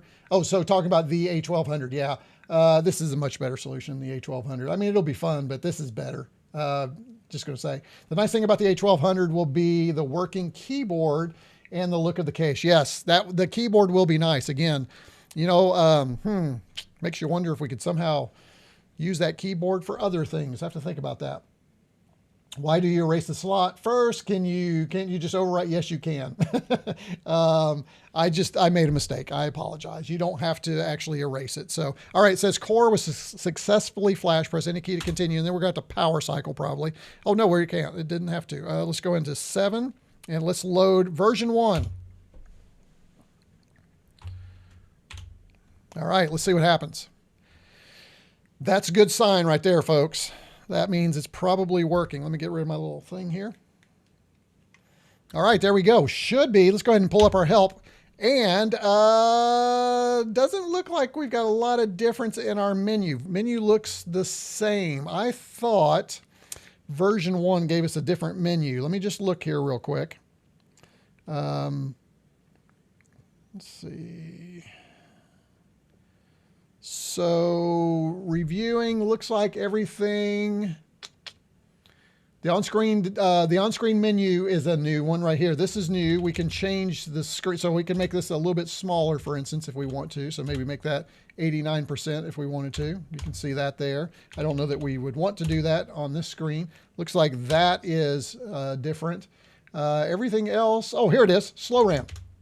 So this is new. That's what I thought. I thought there was a RAM. So if we hit this, we can turn slow RAM on and off, so we can add additional slow RAM. So that's pretty cool. And I'm sure we'll get other features once we get more into the core and more features are added. So slow RAM. It says Paul. Paul saw it before I did. Thank you for that. All right, let's go ahead and load our workbench here. So we're going to come up here, and then we're going to see what mice we can work. Mice, mouses, mises, whichever you like. And it's loading the workbench now.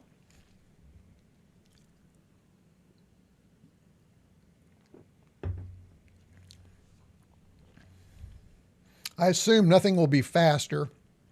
I don't think we've done any optimization for any of that. Nice there. It kept my settings that I set up.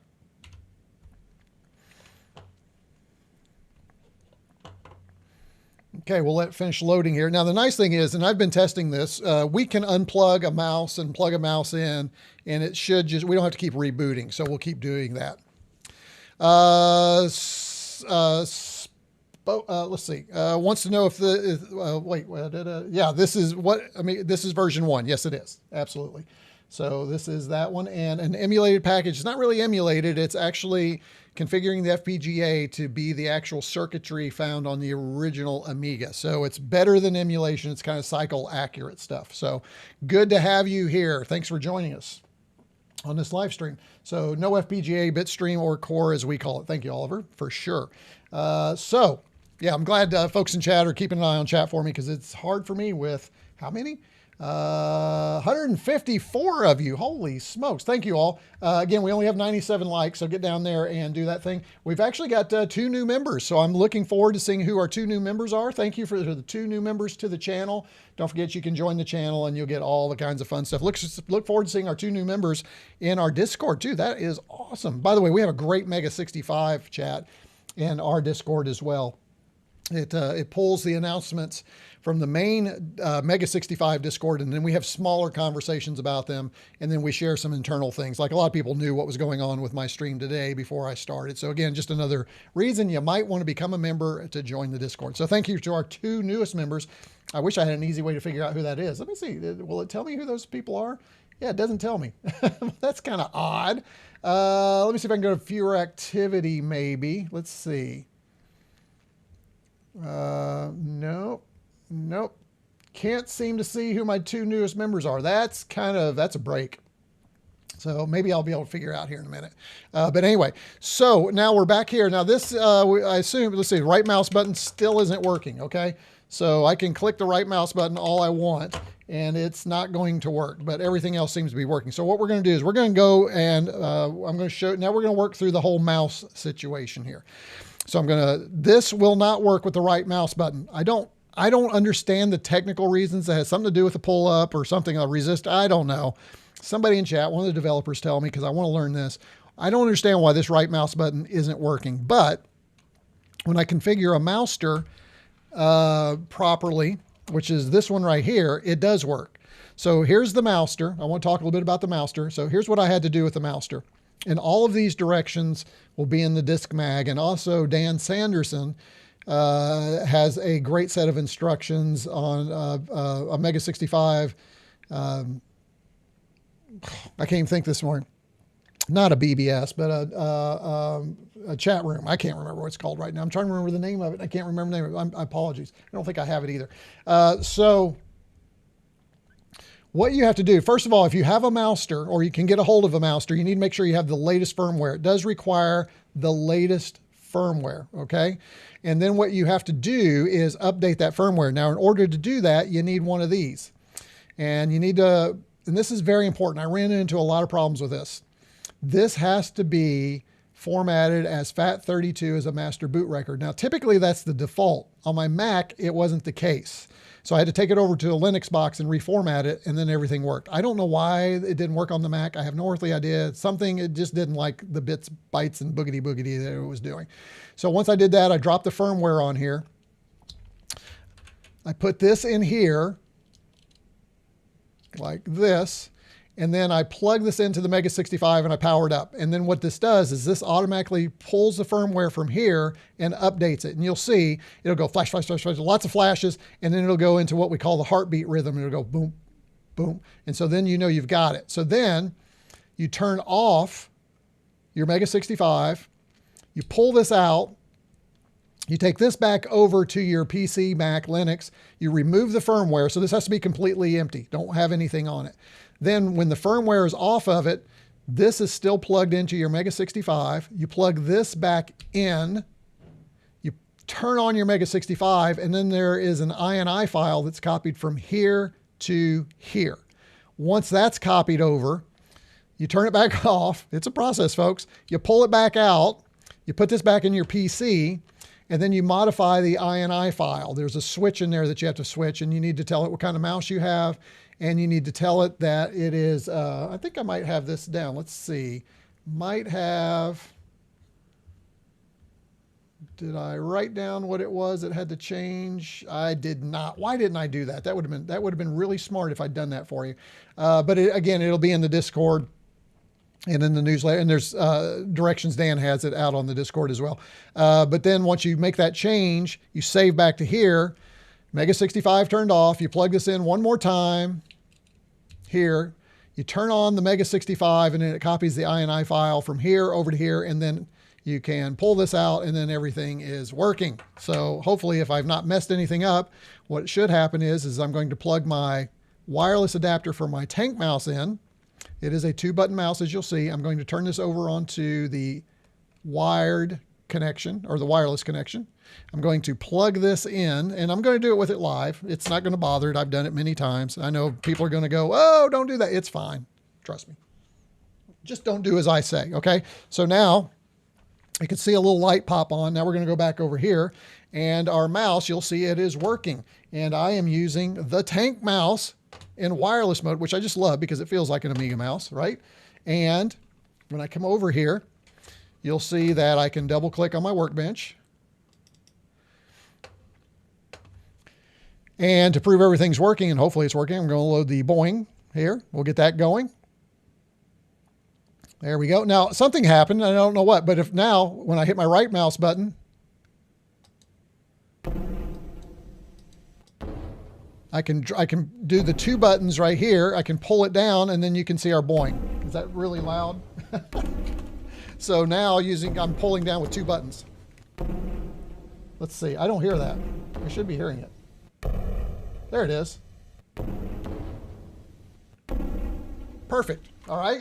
So you can see we've got just the standard 2-button mouse working. So I'll hold both buttons, and then I pull it back up, and boom, there it is. So pretty cool, right? And then if I just use my right mouse button, you can see now I have access. So again, not holding down my run stop, but 2-button mouse is working. And that again is with the Mousster.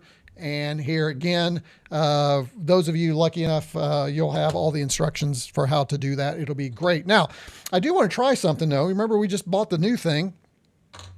We just bought the USB for AMI. And so let's check it out and see what happens with it. So it's kind of like a big mouse test. And then we're going to play a couple more games, and we're going to call it quits here in just a few minutes. Well, not a few minutes. We still got about 30 minutes. We usually do about 2 hours for those of you who might be new.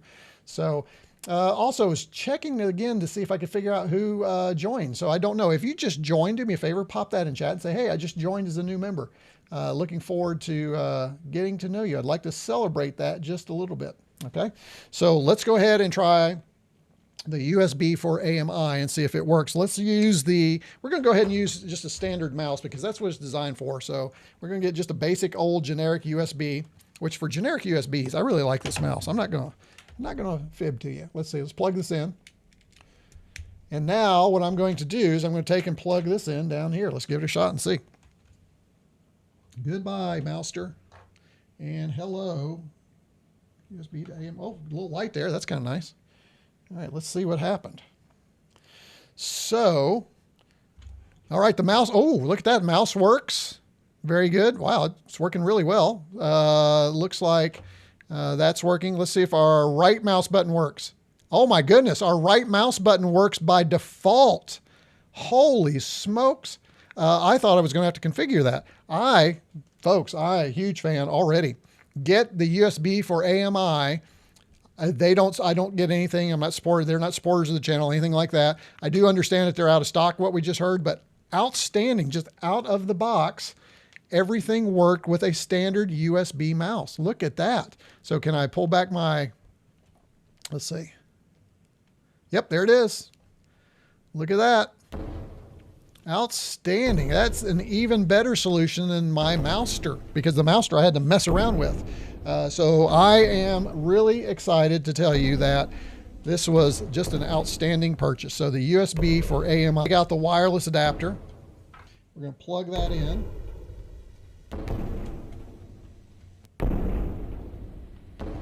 There we go. And it should work. It should not have any problems. Let's go. And there we go. And right click. Yep, there we go. So it's working with the Tank mouse as well. I am super thrilled. All right. Did I hear the stream was down? I hope not. Did I just see something that said the stream was down? I hope the stream wasn't down. Looks like some people saw a freeze for a minute. I'm not showing any errors on my end. Apologies if you had that. My stream health is excellent. It's been healthy all day. So apologies for that if you all had some issues. So, oh wait, no, it does look like about 3:29. There's a slight little no data. It's not receiving data. So, but it looks like it fixed itself in less than a few seconds. So buffer on your side at retro, but now it's okay. 10 seconds. Sorry about that. I'm not sure why that happened, but you're right. There was some little fritz there. Okay. So again, apologies, just the joys of doing this, right? All right. Desert Blizzard coming in. Welcome to, FPGA. Outstanding. Desert Blizzard, welcome to the MEGA65 FPGA level. Thank you for that. That is outstanding. Thank you for becoming the latest. So you got your little 1 month moniker there. So that's really cool. Look forward to having you in our little community. That's outstanding. Okay. Now, looks like everything's working. We've got a joystick here. Time to run some games. Let's do that. We're going to try something. We're going to go ahead and do one of these things right here. Let's, I don't know if you have Desert Blizzard received the gift membership from Mislav. Thank you, Mislav, for sending Desert Blizzard the gift membership. What a way to get folks in. I love it. Thank you. That's what a good executive producer does. Thank you for that, Mislav. So happy to have you do that for the channel, and look forward to Desert Blizzard being in there. Yes, the USB for AMI is sold out. Again, I'm hopeful maybe they'll hear about this, reach out. I may reach out to them too and see what their backlog is. If it's, I don't, be interesting to see why, but after this, they're going to be even more popular. So they're going to need to get more in stock. That's for sure. Oh, you still hear the bouncing ball. Is that right? Let's go ahead and get rid of that. Let me go ahead and turn that down a little bit. I forgot that that's always going to be in the background because it is multitasking, right? That's our Amiga. It's always multitasking. Let's pull up. Let's try. Now, we're just going to load some games. I'm not going to spend a lot of time. Let's try Dynablaster first. If you see something on the list that you want me to load, please put that in chat and we will do that. Remember, it is real time, so we're going to have some weirdness pop up here. Now, I'm going to go ahead and load the ADF first. I think we do want to run Stunt Car Racer too. I think that's just something we're going to need to do. And then I'm going to hit escape or run stop. Oh, there you go. That's what I thought. So now when you see this error validating disk, checksum, this should work. So now what we're going to do is we're going to do the reset. So we're going to do these guys right here, and this one right here. So Control, Mega, and Restore. And let's see if we can reboot that. And the disk should still be mounted, as you can see there. And hopefully it'll load. There we go. Now let me get my headphones on.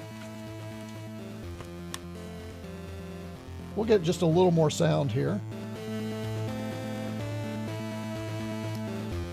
Oh, Lemmings. People want Lemmings. Okay, well, we'll have to do that. Or you could try the Mousster. Yeah, the Mousster might be, again, it's available. You should be able to get one of those, but you probably will have to muck around with it just a little bit more. I'm still just amazed that works so well. It's one of the few times on my channel that something just worked as well as it did. All right, let's hit spacebar. Or the mouse button. There we go. That's a mouse button. Left mouse button to play with joystick, or right mouse button to play 4-player adapter. All right, we're going to use the left mouse button. We do have the Joystick Competition Pro plugged in. What do we have here? This looks like a cute little game.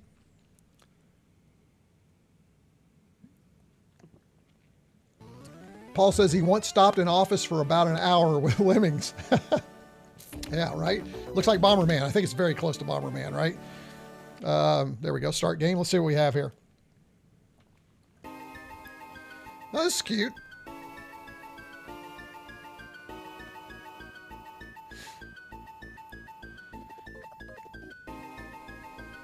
Again, as always, don't forget super chats are available down there. If you found some value, got some entertainment today, you can support the channel with a super chat. If you just don't want to make the monthly commitment and become a member, that's always an option too. So please do that. Happy to have that support that way as well. All right, we're loading.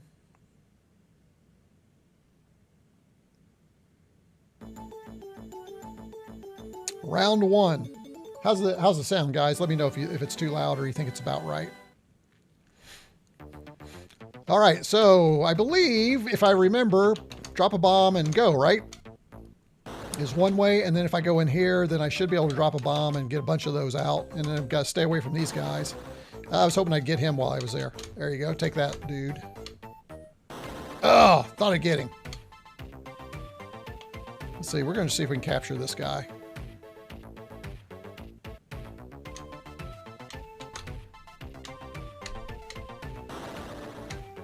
There we go. We'll see if we can get the sound. Seems perfect. Good.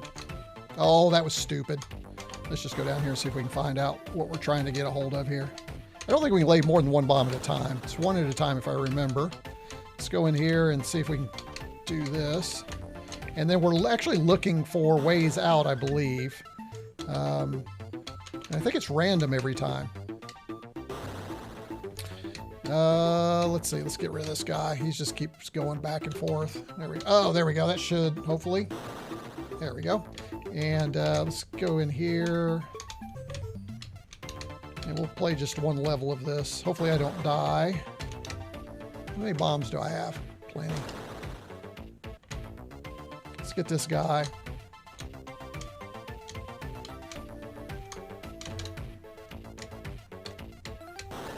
Oh! Thought we'd get him.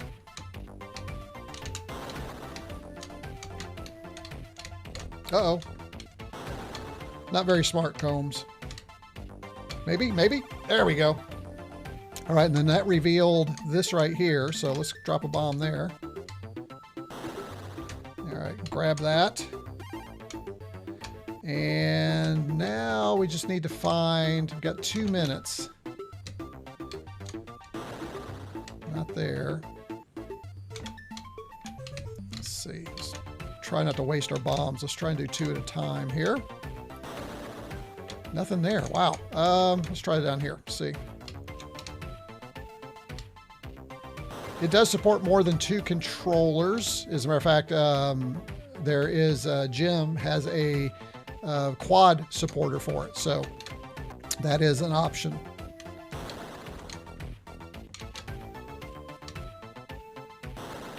Where is this thing? I've produced more bombs than Eric Roberts.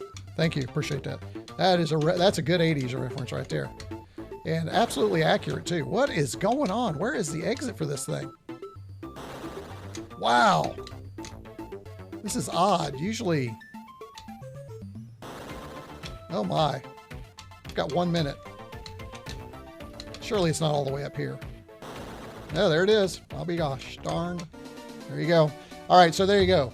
There is Dynablaster. So if you're interested in Dynablaster, I am not going to play. Do you have to bomb the gates? Yeah. Actually, just go through them. Okay. So there is one game for you. Let's try another. Oh, no, I didn't want to do that.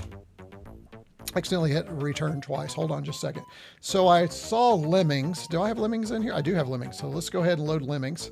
So we'll go ahead and do that next. If you see something else, put it in chat. I'll go back and check. I probably missed a few of yours. Let's see. 4 players on this must be Chaos XD.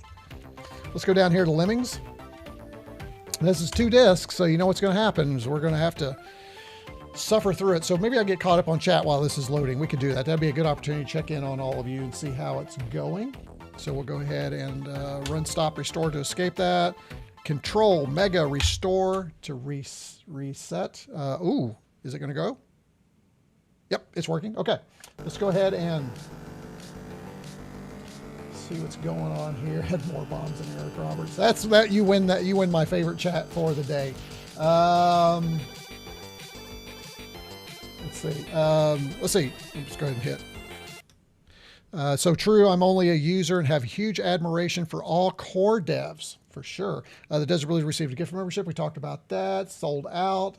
Well, yeah, I know. It was down, now it's back. I need to try my Tychus mouse adapter with the Amiga core. I'd love to know, Taro, if that works. Drop us a line, let us know.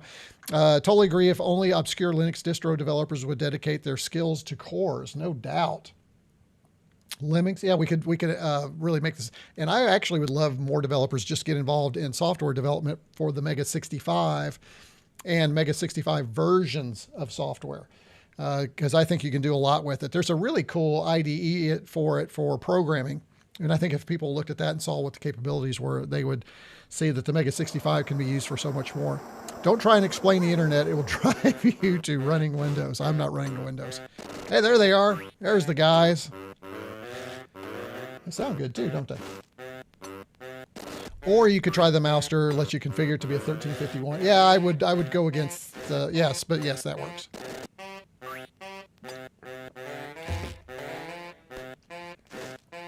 Your wish is my command, Rialto. There you go. Let's go. Yeah, that's right. What stopped it? Yeah, we saw that. Let's see. Let me scroll down. Bomberman must have like an insane time getting through airport security. All right, well, now maybe that one's the better one. I don't know. Those are both really good comments. Cannon Fodder is one with the Killer Priest. That's Killer Priest? There's some wild Amiga stuff back in the day. By the way, there is, if you're not familiar, surely you are, but maybe it's not everybody. There is a collection of Amiga titles. If you go to archive.org and search for TOSEC, T-O-S-E-C, the collection. That's the Old School Emulator Center. You can download just a ton of Amiga software in one package. It's about 40 gigs, but I highly recommend you go grab that because it's mainly stuff in ADFs that you can try on this core. So again, I'll have that link for some of you in the Discord. But for others, just go search for TOSEC Collection, which is, again, short for the Old School Emulator Center on archive.org, and you can get that. Yes, and it's not just Amiga anyway, as Rainer K tells us. There's C64, Atari, all kinds of stuff. Unfortunately, the TOSEC for the Amiga has not been updated completely, but again, it is just a great place to start. Again, now what I did is I pulled the torrent. I wouldn't try and download the zip file, but pull the torrent from archive.org, and it downloaded in about, I think it was probably, well, I have high speed, but it was less than an hour easily. So I'm looking forward to digging into that. So just another little tip from Retro Combs for each of you. Where are we over here with our guy? Insert 2. Okay, so now what we're going to do to insert disk 2 is we're just going to hit the help. It brings up our menu, and then we're going to just select disk 2. And once it loads, it'll automatically start loading again, just like if we had taken the disk out of here and put one in. So it's going to be automatic, as they say. Of course, now it's not, because it says press any button when ready. Now, most of the time, it just automatically recognizes it. We'll go ahead and press the mouse button and get it loaded. Let's see. They should make a sequel where a group of lemmings control the player. Well, that's funny. There's a pretty good Bomberman version called Master Blaster. It's like a scaled back version of Dynablaster, but considerably more hectic with interesting bonus supports 5 players. Holy cow. Sorry, gotta leave. I understand it, Stuart. It's we're going to all be leaving here in about 15 minutes. So does the MEGA6... Oh, we already talked about that. Okay. 4 players on this. Do you have to bomb the grates? Talked about that.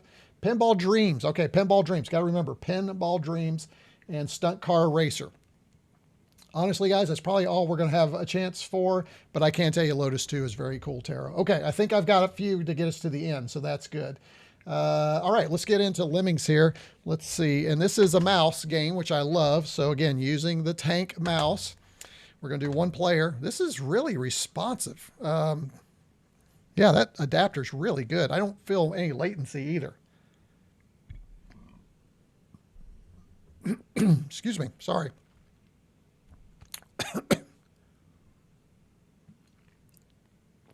All right, and this says level 1, just dig. Number of lemmings is 10, 10% to be saved. All right, it's been a while. I'm not going to lie. Let's see. I think it's just right.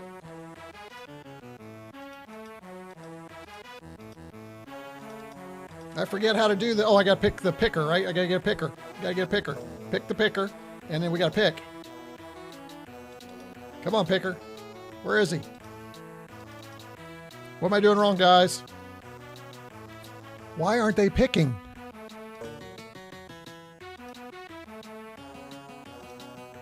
Wait, I thought I knew how to play this. Aren't you supposed to... What am I doing wrong? Oh no, dig. Okay, dig. I thought I was digging. Why aren't I digging? With Commodore key, it's more like an emulate. I think the Vixen said, wait, no, you guys are talking cores. I'm trying to get you to help me with this game. How do I dig? What is going on? I thought I was on dig. What? Oh, this guy? Is it this one? No. There are only diggers. Yes, but how do I dig? I'm running out of time, guys. Select the digger. Didn't I select the digger?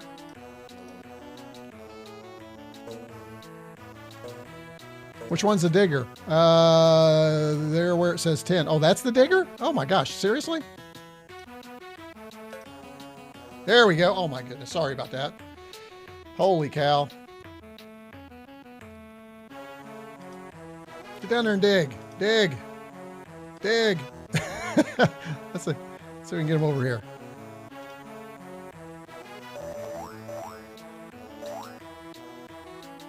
What's this guy doing down here? Holy cow. This tells you how long it's been since I played. I've forgotten all about that. It's like the remake of Golden Shot. What is that? Golden Shot. Okay, here we go. Horrible time, but hey, we passed the level. All lemmings accounted for. You need 10%. You rescued 100%. Superb. You rescued every lemming.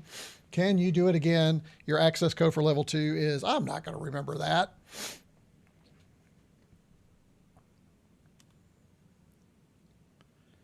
All right, looks like it's saving.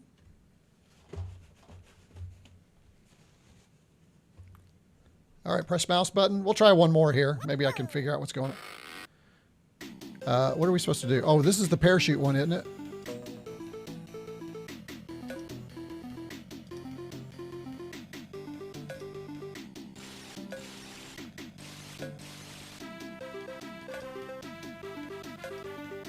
I think I'm going to get him, guys. I thought it was a pickaxe, and it's actually the parachute. So it came back pretty quickly. There you go. I don't think you can get a better score than that. And there you go, folks. There are your 2 Lemmings levels for today. We're getting out of here. All right. We have a couple more things that people wanted to see. I know we had, let's see. Let me come back up here. We wanted to do Lotus 2. Pinball Dreams. Let's do that one next. So we'll come down here. We'll do Pinball Dreams.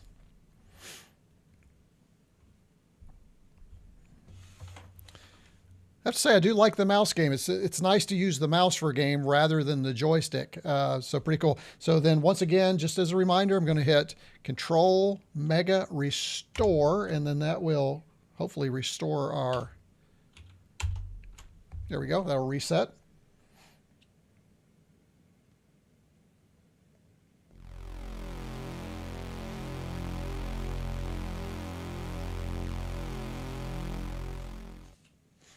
All right, Fairlight proudly presents Pinball Dreams. Press our mouse button here. Let's see. C64 compatibility, almost 100% SID rebuilt is the best available, even better than Mister or C64U, says Anton. It's good. That's true. I would like to see Eon as the core. Guess I'll go grab a few beers and get started after the stream. Do that for us, Desert Blizzard, will you?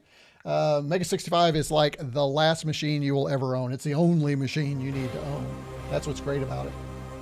Again, because it's also got an IEC port. For those of you who may not know, you can actually plug in IEC drives if you want to do old school drives along with the one that's built in. It really is a great system. And I am so looking forward to, and if anybody in the chat can tell me what our time frame is on it, the additional board that's coming, it's going to add the user port and some other things. I am really looking forward to adding that to my MEGA65. That's going to be really cool. Take that music in. Excellent Amiga sound.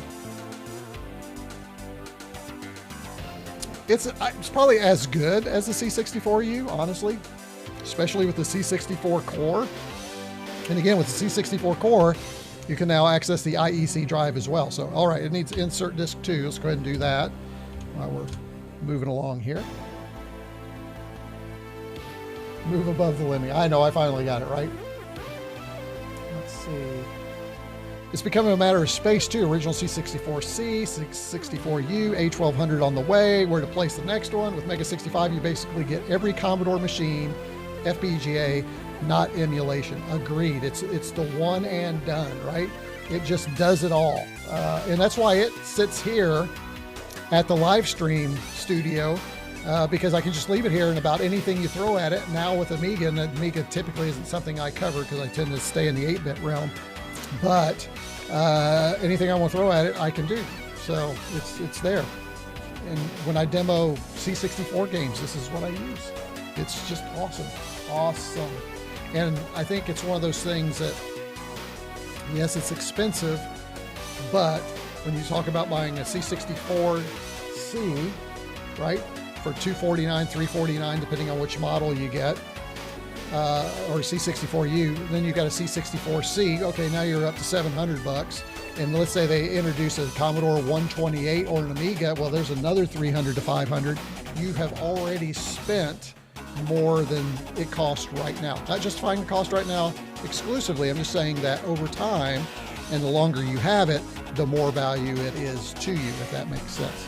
I do think, because I've got a C64 coming, I've got a C64U, I've got a C64CU coming in. So, I mean, that's already $700. And I bought the Founders Edition, so besides that. So I'm already well over what the MEGA65 cost even today.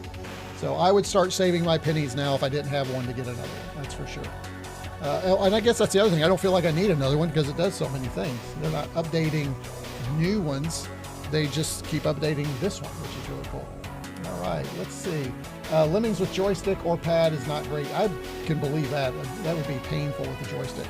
Shall we play some pinball? Let me just make sure I didn't miss anything here. Perhaps MEGA65 could be considered an interchangeable keyboard a la Framework. You get the keyboard. Yeah, I don't, you could. I mean, I guess we could throw in an Amiga keyboard, but I don't know that we want to. I just think it's fine. Again, it just drives me nuts because it's not a real Amiga keyboard, but I'm getting used to it, right? You saw how quickly now I can reset and do the things I need to do. But let's say I was using some productivity software like, oh shoot, what am I thinking of? The page creation software, right? Desktop publishing, there we go. Then it's going to have all those Amiga open keys and all that, and that's going to be kind of interesting. So, all right. I think I found, oh wait, I want this last one, then we'll go. Jan says, I think I found out what will appear on the Commodore lineup next. Retro Fusion, where the breadbin cases come from, is working on a wireless version of the TAC-2. You know what? That could be good. You might be right. Yes, a wireless version would make sense, and the TAC-2 is a nice little joystick too. So could be. Good find. We'll see if your information or your hunch is right. I'm still hopeful that we get a real joystick, real mouse. There we go. All right, which one of these guys do we want to try? Let's do ignition. Let's do F1. Let's see if that F1 key works. It does. All right. Is this, I believe this is joystick, right? Some Amiga software require the number pad to work. Oh, yes, that's right. Flight simulators were notorious for that. So we will not be able to do games like that. Desert Blizzard, you're absolutely right. Good call. Good call on that one. So again, I think that's why they did the A1200 as opposed to the A600, the A1200, right? Oh, this looks good. I'm sure I'll be really bad at this.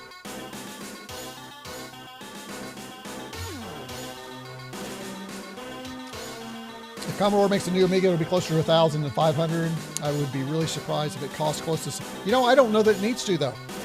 Because if you're using an FPGA, as we're seeing here, the hardware cost should be exactly the same. Shouldn't be any more because you can, with an FPGA, emulate an Amiga. So the hardware cost, and if you recreate the case and the keyboard, shouldn't be any more. If it's $1,000, I think they've missed the mark. I think they'll have a lot of problems pricing an Amiga at $1,000. All right, let's see if we can. Let's see. How do we return? How do I get started? I can't. F1 again? Yep, F1. All right, you have to hit F1 to get going. And, oops, keyboard. All right, so I'm having to hit the, oh, there we go. So I use the cursor keys. That's interesting. This is a cursor key game, I guess. Or it could be right Amiga, left Amiga, in which case, yes, it's right Amiga and left Amiga. So there you go. This is going to be one of those that's going to drive me crazy. There it is. So, nope, you can use shift. Okay, so here's what we're doing. Just to show you, you can use shift. So I can go shift, shift, shift for the paddles, all right? So it's back to throw the ball and it shifts. So yeah, you got to play around with it. All right, here we go. Let's try this again. Boom, now I know what I'm doing. So the two shift keys, that makes sense. Feels like a pinball machine if you're, of course I'm going to be horrible at this, I'm sure.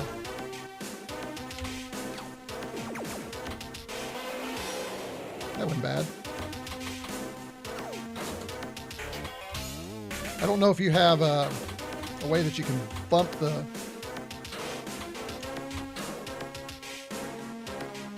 case, but oh, there we go.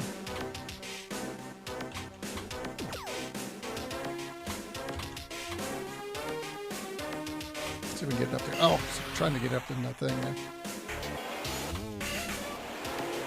This is good. I'm enjoying this. I will say, boy, I've got Amiga vibes for sure.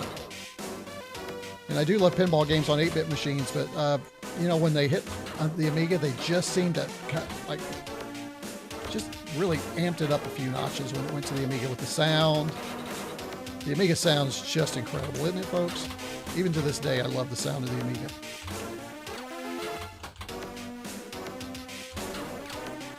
Gotta make sure I hold my mouth right. Okay, after this, we're going to do Stunt Car Racer. I know there's some people wanting to see that. That'll stress out the CPU, that's for sure. There's a lot of CPU cycles to get that thing going. I'm not sure. I don't think I can sit here and play forever. I didn't think I was that good at this. But it is a ton of fun. There we go. Oh, no, I thought I was going to lose it that time.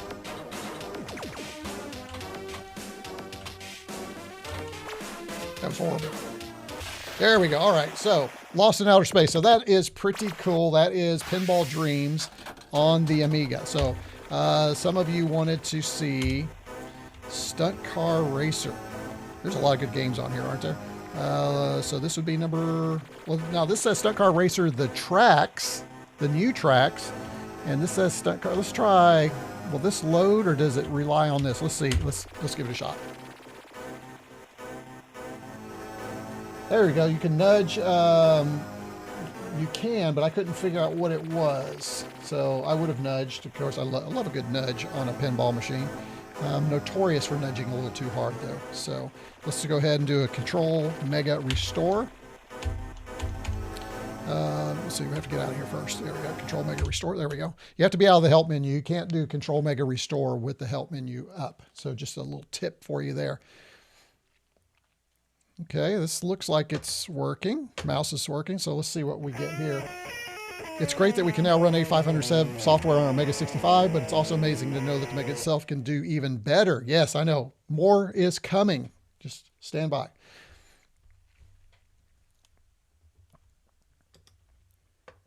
All right.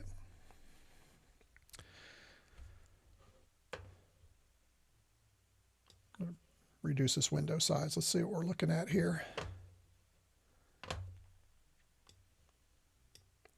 Looks like it's loading, so you can see the light here showing that it is loading from the ADF, so we'll give that some time here.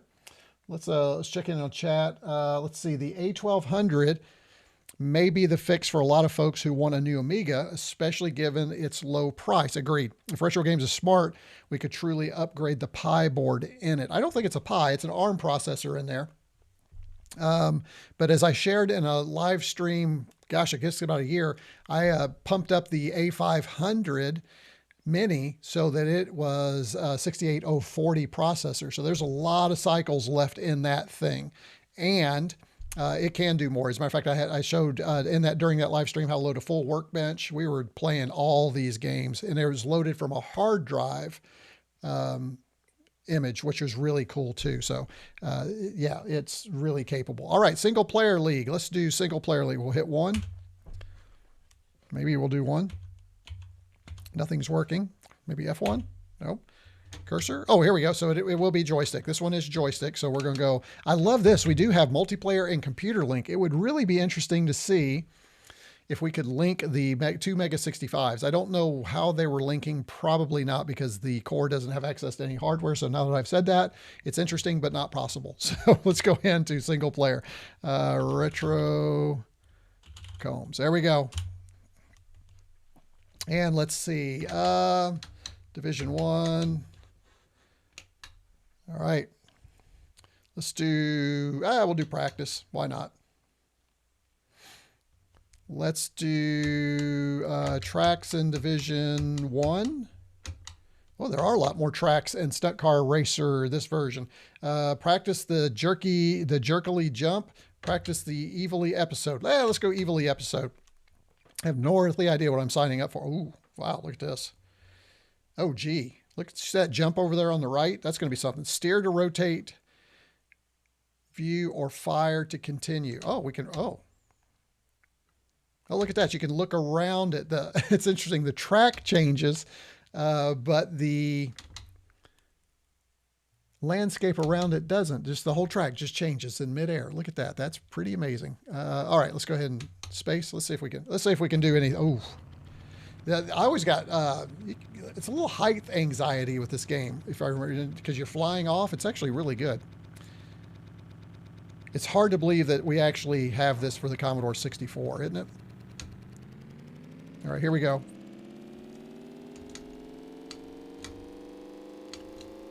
And forward to accelerate, and left and right. These are some good tracks. Oh, gee. Here we go.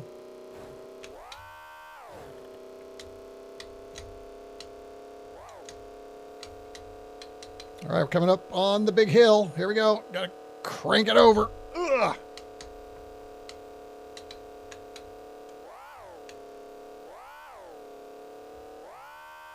Whoa, whoa, whoa, where are we going? Where are we going?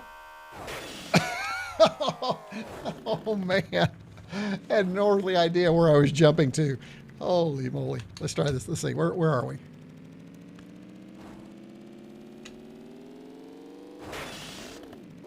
Where are we?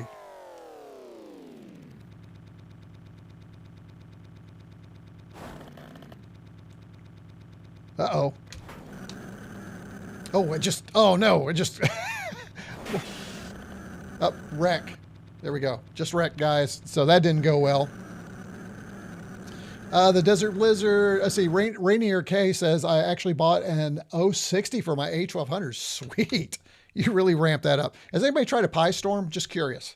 Has anybody tried the Pi Storm? Okay, so there's Stunt Car Racer. That is pretty cool. There were some, somebody said, I believe you wanted to see, what was the other one? I'll see it when was it? Lotus, yes. Lotus Challenge 2. Let's do that one right there. That'll be our, let's see, what time is it? Yeah, this will be our last one, folks. We'll do Lotus Turbo Challenge 2, and then we will start to call it a day. That gives us a really good kind of couple of games for us to try, and then we'll start wrapping this thing up. So, Wally the driver, thanks. Plasturian. These are hard to say. Plasturian. I have a Pi Storm in my Amiga 500 together with a flamethrower. I am not familiar with the flamethrower. I will have to check that out. Yeah, I know. That's what I was just talking about, right? Can be a bit of sluggish, though. It's JIT compilate. Yeah, yep, you bet. You have to dip into those early mid-90s DOS games to approximate those types of games. Great era for sure, Java J. All right, last game is Lotus Turbo Challenge 2. So we'll let that one go. If you have any last minute questions, we are going to be wrapping this up here in just a minute. And again, thanks to the many viewers who are with us today. This was a topic that a lot of folks were interested in. I don't know how I taught this. So start thinking about this too and putting it in chat. What do I need to do for my next live stream? I usually do these every 2 weeks for those of you who may not know. So I will not be doing one next weekend. I'll be spending time with the grandkids next weekend. There will be one in 2 weeks, but what should be the topic of our live stream in 2 weeks?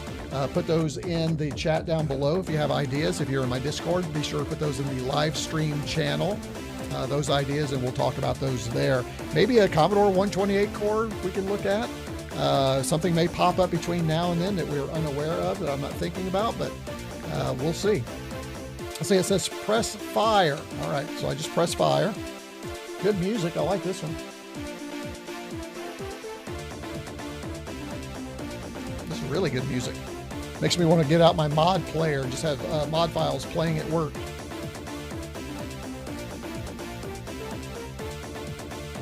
Well, that looks good.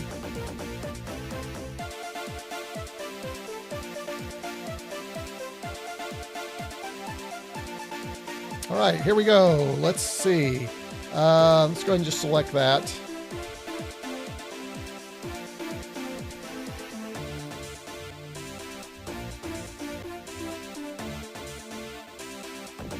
Did you hear that?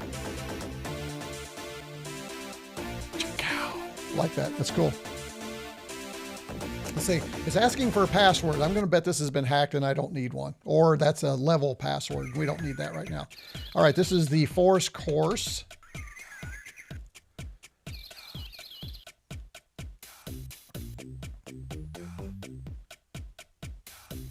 One topic could be the difference between software emulation for Commodore 64 as opposed to FPGA hardware emulation.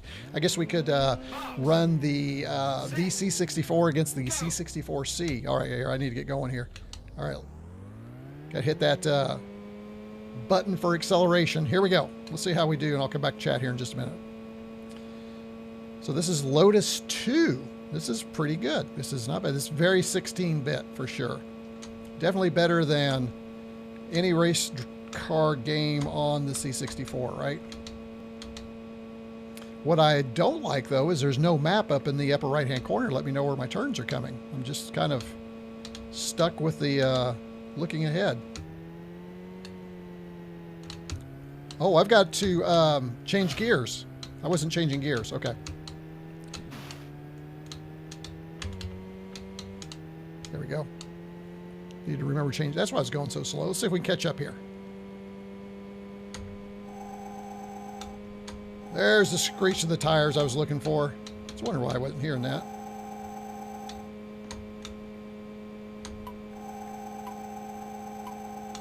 Am I running out of time?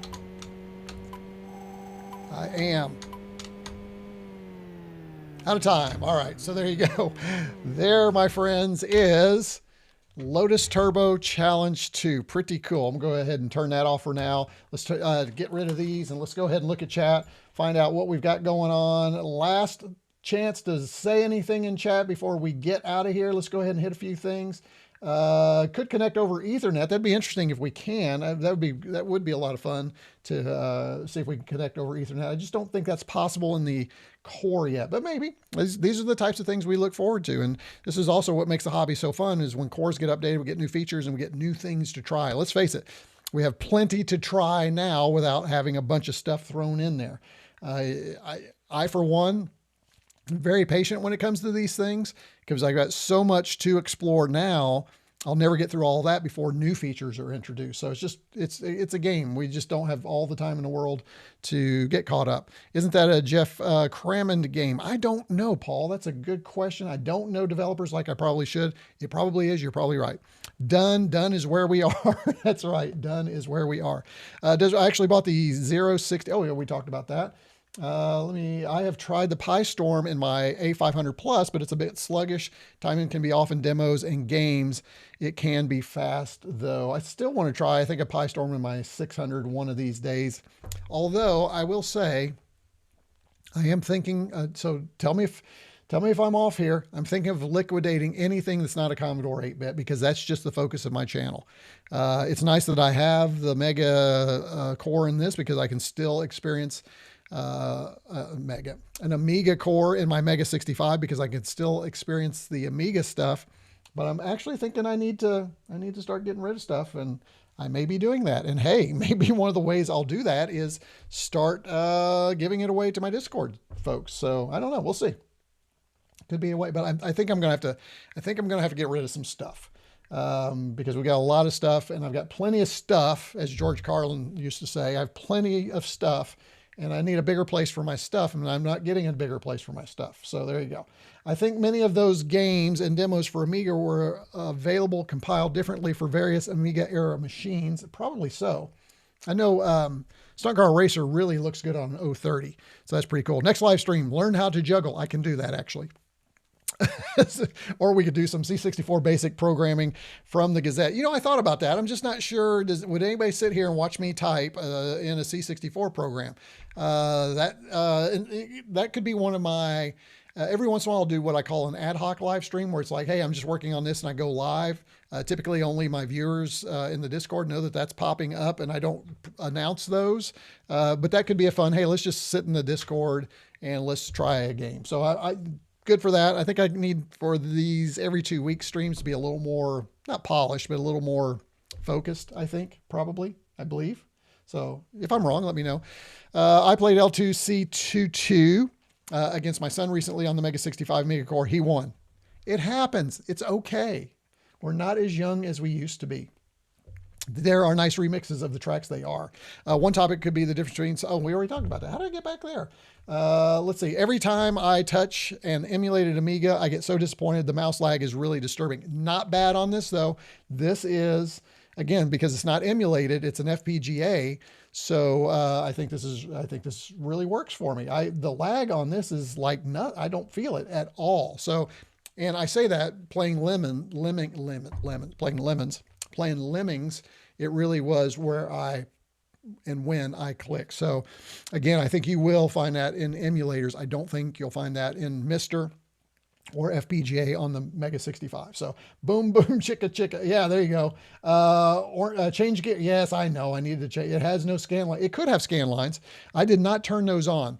Scan lines are available in the core if you want to do that. I'm torn on scan lines because they're at the end of the Amiga time. We actually had monitors that were LCD, but yeah, you're right. Primarily it was CRTs. You're right. Yeah, there you go. You can. It's pretty, but it's still a classic pole position rolling road. It is. Yeah. Yeah. It is, you think about it, it's not much of a difference in the game, is it, between the original pole position and that, other than prettier graphics. And maybe the gear changing. I don't remember that in pole position. So I think Amiga does that. I believe it does too. And scan lines, I think, is what we were talking about. I believe to remember that there was an Atari ST emulator for an Amiga. You know, I do believe yes. Yeah. Didn't somebody port Jim over to the Amiga at some point? I know you could run a Mac on an Amiga faster than you could run it on a Mac, which is cool. I'd love to do that, actually. So now there you go, Evil J, if you're still on. We take the MEGA65 running the Amiga core to run Mac software. There's something we need to talk about. That could be really cool. Here's the best place to be on every other Sunday. Hey, thank you for that, Marcus. I appreciate it. See you then. Well, I look forward to seeing you too. I agree. I love it every 2 weeks. I will say this, you know, my goal eventually, and this may be more retro combs than you want, but eventually I hope to retire from the paying gig, as I like to call it. Don't have a date in mind or anything like on that yet, but I would probably go weekly at that point and do even more. I think we would have plenty to do. And plus I'd have more time to prepare and think about these things. Right now, you know, I got to go to the paying gig, the real gig. So that takes 40 to 50 hours out of your week, right? And that's all the time that I could be devoting to this. And so I have to do this on the weekend. And so, you get it, right? What is it like to program a core that speaks FPGA? I have no idea, Java J. You have to talk to somebody a lot smarter than me. There are folks in the chat. I would I don't know if we have any FPGA guys in the Discord, Java J. Discord folks, if any of you are FPGAers, I don't think that's a term, I just called it that. Reach out and let Java J know. I'd like to know that too. I would have shipped the Amiga without the logo. Once agreement with Amiga owner is signed, I would have sent the badge. Oh, that's cute. Kind of a way around it. But I think the ROMs are the thing that would get us. Commodore missed the window of opportunity. Supply chain is a nightmare. It is a nightmare right now. And it probably will be a while before anything microprocessor memory related is released. And the chain will get better just like it always does. Eventually we'll get back there. Again, I'm very patient. We have plenty of stuff. I mean, I don't have enough time to spend now on my C64C or my C64U or even this core, right? I don't need new things every week. That is for sure. That would just drive me crazy. Basilisk is the Mac emulation for Basilisk? Basilisk? Is that how you? I don't know. Thanks, James. Appreciate that. Be worth checking out, though. But we'd really need the MEGA65 core to support some kind of hard drive before we can do that, unfortunately. There was also a Mac emulator for the Amiga. It was really more of a forced port of the Macintosh system software. Yes, I think that's the one I was thinking of. Be safe, everyone. Thank you, Mr. Landfill. Jim Drew had that implant board. There was also an external one for the A500 with ROMs. Oh, that's cool. Jim's involved in a lot of stuff too, isn't he? Let's see. Oh, there's a 2. Okay. There is a 06 optimized version of Stunt Car Race. I bet that rocks. Retro Combs should have his own column in the Gazette, says Desert Blizzard. Yeah, if I had time to write it, I'd love to do that. I don't know what I would do, but it would be a lot of fun. I have kind of have a technical writing background, wrote textbooks for AutoCAD, 3D Studio, believe it or not, back in the day. So love to write. Actually have a book I'm working on, which again, if I can ever retire, I could get it finished. I'm about 2 chapters away from a work of fiction that I think all of you would like. It's got a lot of retro computing in it, as a matter of fact. So it would be a fun book and it's an action adventure. So I think it'd be a lot of fun, but I'm not going to give a lot of that away right now. I'm hopeful I will get that done within a couple of years too. Let's see. Yeah, mouse on FPGA Amigas is great. Yes, it is. Try the Great Shadow of the Beast intro of I don't know. Hold on. Do I have? I don't think. I'm just curious. I'm going to go ahead and fire this up real quick. I don't think I had Shadow of the Beast. Did I have Shadow of the Beast on there? Let's see. Let me go ahead and bring it up here and see if we had that. Since I've got a minute here. Shadow of the Beast. I don't remember if I had that on here or not. I want to think it's on here. Oh yeah, Shadow of the Beast. There you go. All right, well here, we'll bring it up and just let you listen to the demo. Since you requested it, and people will be sad that they left because they'll say, oh man, I didn't know he's going to do Shadow of the Beast. All right, so let's do that. We'll let that load up here while I'm going through. Can't remember, does it just fake? No, it's actually the real deal, man. It doesn't fake it. Let's go ahead and intro, yes. Oh, the mouse works. Unlimited energy, yeah, Shadow of the Beast. Here we go. Let's see. Let me put my earphones on here. Let's hear what we've got going on.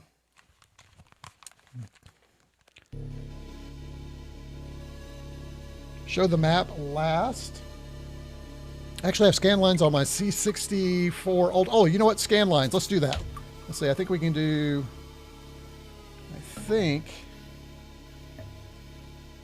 You know, I said that. Here we go. Let's do scan lines. There we go.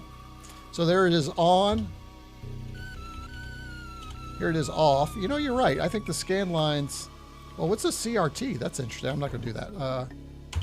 There we go. We've got scan lines on for Shadow of the Beast so that you can hear it and see what it looks like. All right, I actually have scan lines on my C64 Ultimate, even though I use an LCD through HDMI. I usually don't have those on, but somehow it works. Yeah, I do that for my Checkmate with the C64C. Oh, I do have, I will say this on my other channel, on RetroCombs-Tech, my next video is on a capture device that I'm going to put between my C64U and my Checkmate.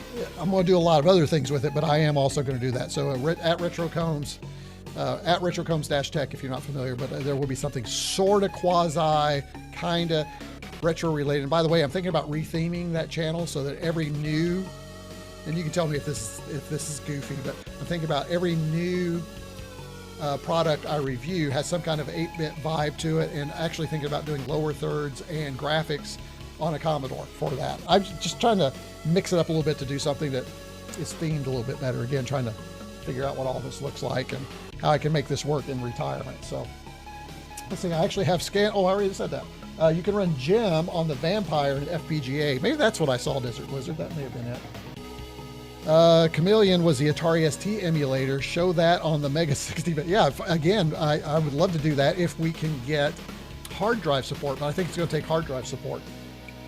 It'd be interesting to see if that's still maintained too. I'm sure you can do it somehow, right? I have a Mousster multi-system and I'm in the Discord, says Evil J. Of course you are. So yeah, you have a Mousster. Have you ever developed any cores or anything, Evil J? Is your background in that? The Mousster to MEGA65 framework has some pointers to an introduction in VHDL. Thank you, Rialto. So there you go, Java J. Some more information.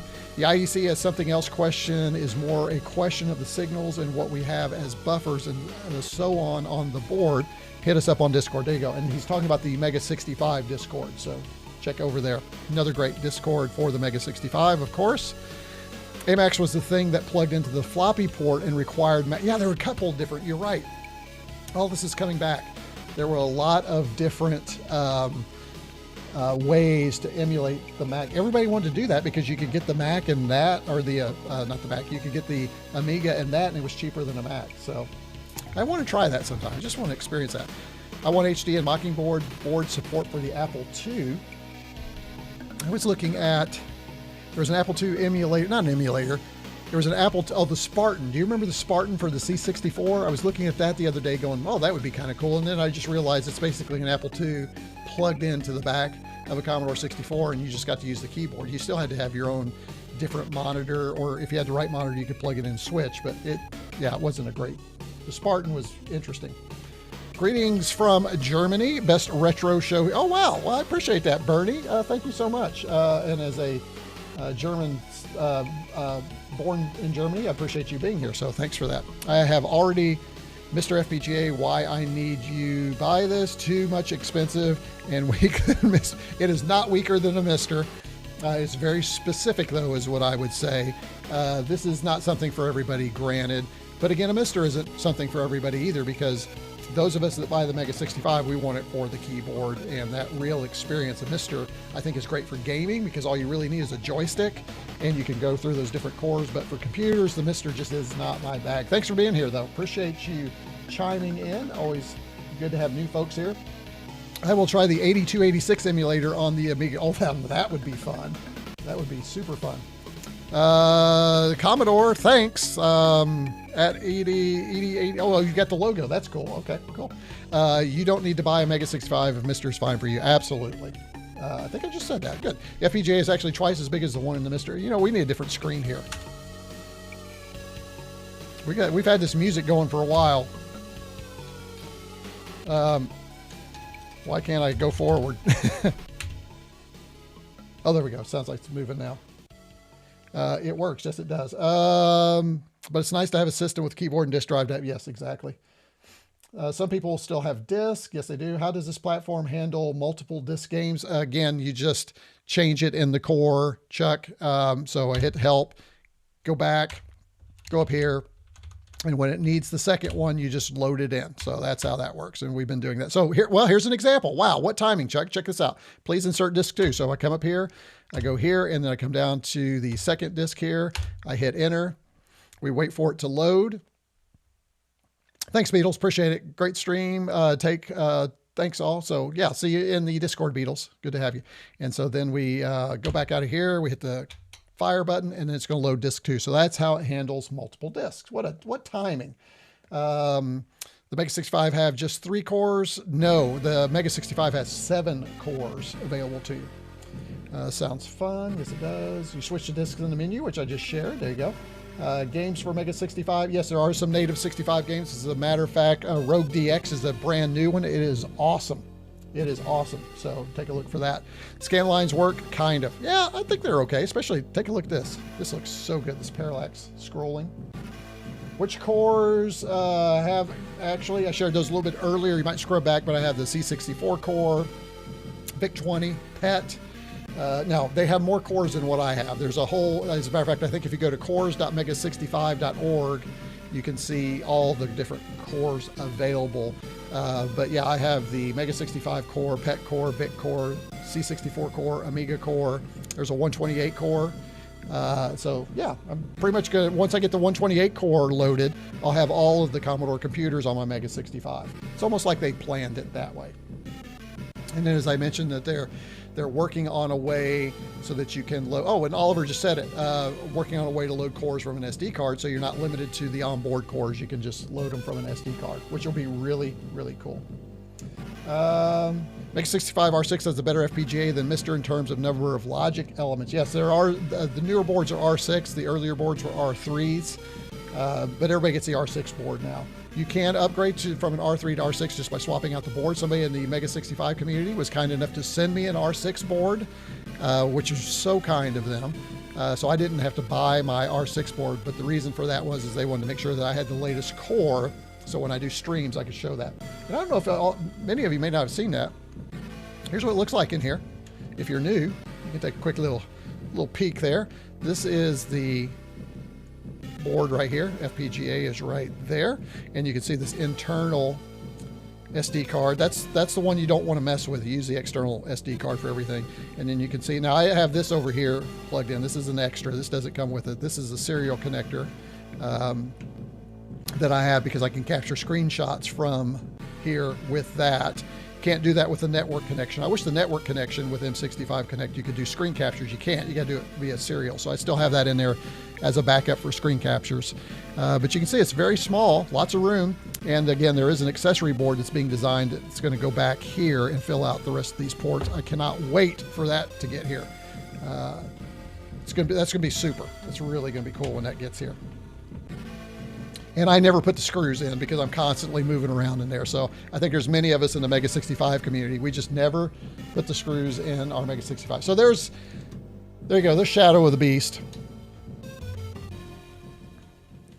We'll just run through here so you can just see it real quick, and then we'll get out of here because I am well over. My goodness, we've been at this for 2.5 hours. Oliver says, me neither, no screws. It's just, yeah, we just don't. We're experimenting, we're playing. Maybe not the best thing for everybody to do, but it is something a lot of us do. Got something holding that up. There we go. And there you go. Shadow of the Beast on the Amiga 500 core on the Mega65. Wow. Yeah, this is good. I mean, we were talking about latency. I'm not feeling any latency.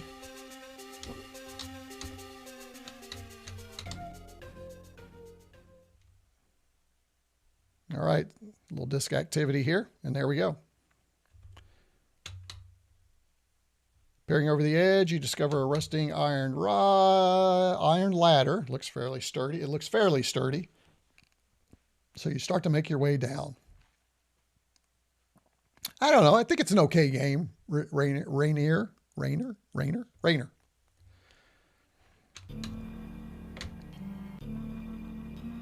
But the sound, yeah, you're right. The sound and the technical aspects of this are just amazing.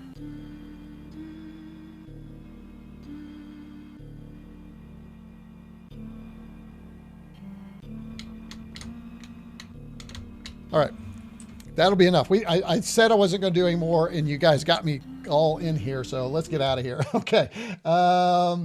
Let's see. Let's go down here. Retrocomb, 7 slots. Not core. 7 slots. Thank you, Oliver. Yes. Yeah. You have 7 slots. You fill them with cores. Yep. Better. 7 core slots plus the factory one equals 8. We talked about that earlier earlier on in the stream. So if you want to go back, we actually spent a lot of time in the core menu. We actually flashed the Amiga core menu during the stream, so you can go back and do that. What'll happen is once this stream is done, It'll be offline. The only people who have access to it are the members for a while. That'll give YouTube a chance to process it. And then what I do is I go back in and I add chapter markers so that you can bounce around. So if you miss some things, wait about 48 hours. You can come back to the stream and then you can jump around and get everything you need. So I have a feeling there's going to be a lot of people rewatching and wanting to use those chapter markers to get to specific areas. So, I suppose you watch it better than us, I imagine. Loose FPS. Yeah, probably. It's probably a little better here than what you're seeing for sure. How many developers at MEGA65? I don't know. How many developers do we have over there? I wonder. One is FPGA based. One is an extension using an expansion. Both have their positive and negative things. How active still counts as being a developer? Are you talking about the megas or the cores? Or even about the hardware development, active at any given time? It's a lot of questions, lots of questions. Let's see, 2.5 quick peek. Quick peek. Yeah, 2.5 hours. Yeah, Oliver Graff, the folks behind development. By the way, programming with the MEGA65 is just fantastic. Good to know. I'm not a developer. Again, please remember, everybody, I am not a developer. I'm a user. That's the aspect I come from with all of this is what's it like as a user? And I'm a little geekier than maybe even some users just because some of the things I dive into. Amazing says nostalgia. Yeah. So good to have you here. Thank you. Do you know where I can get German subtitles for German? I have no clue. I don't know where you can get German subtitles for German movies. Sorry. I'm sure there's some place out there. Let's see. Great stream as always. Thank you. You're very welcome. Good to have you back, Fred. Fred's been here a couple of times. Git gives you a lot of insights about the active development. Oh yeah. Head over to the GitHub repository for sure. Post event is where best discussion happens. Yeah, I agree. There's some good stuff that happens afterwards. Then see you over there soon. I'll be off for tonight. I'm in Europe. Yeah, go to the MEGA65 Discord. Again, if you want to get into my Discord where there's other conversations, then of course go down below and come in at the VIC20, support the channel as a member, YouTube member, and do that. Again, we talked about that earlier, but just a lot of these same people that are in chat now are over on my Discord. So because they support the channel. So it's great. Swell time. Thanks, Taro. You're very welcome. Wow. Nice to wake up and see it so crowded in here. Good to have you here. We're glad you're just waking up and we're just getting ready to go out and go to bed over here in the US. So we were over 150 early. Were we? Holy smokes. A user might be a basic developer. Yeah, that's true. I do some basic programming. All right, that's it, guys. I'm finally out of here.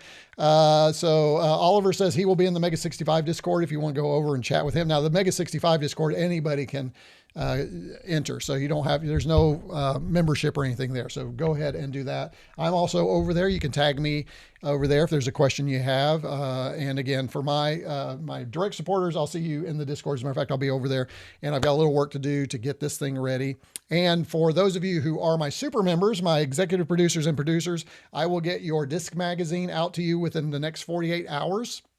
I'm going to update a few things. Remember, that'll have all the files that we've talked about today, all the configurations, all kinds of information, all the links, everything so that you can re-experience this entire live stream at home. And it'll also help you set up your MEGA65 for the Amiga core a lot faster than going everywhere trying to grab everything. So it just makes it a little bit easier for you and just a little bit of extra value. And don't forget, all new members will also be eligible for the LiberLive C1 drawing, which is a stringless smart guitar.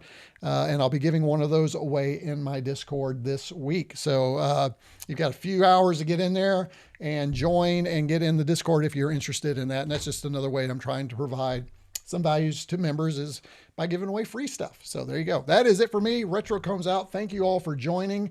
And I'm going to leave chat up so that you guys can say goodbye and everything. Hey, before we do that though, let's have the map up here and I will continue to take a look at the map and we'll see who's on here. So thanks again and Retro Combs out. See you next time.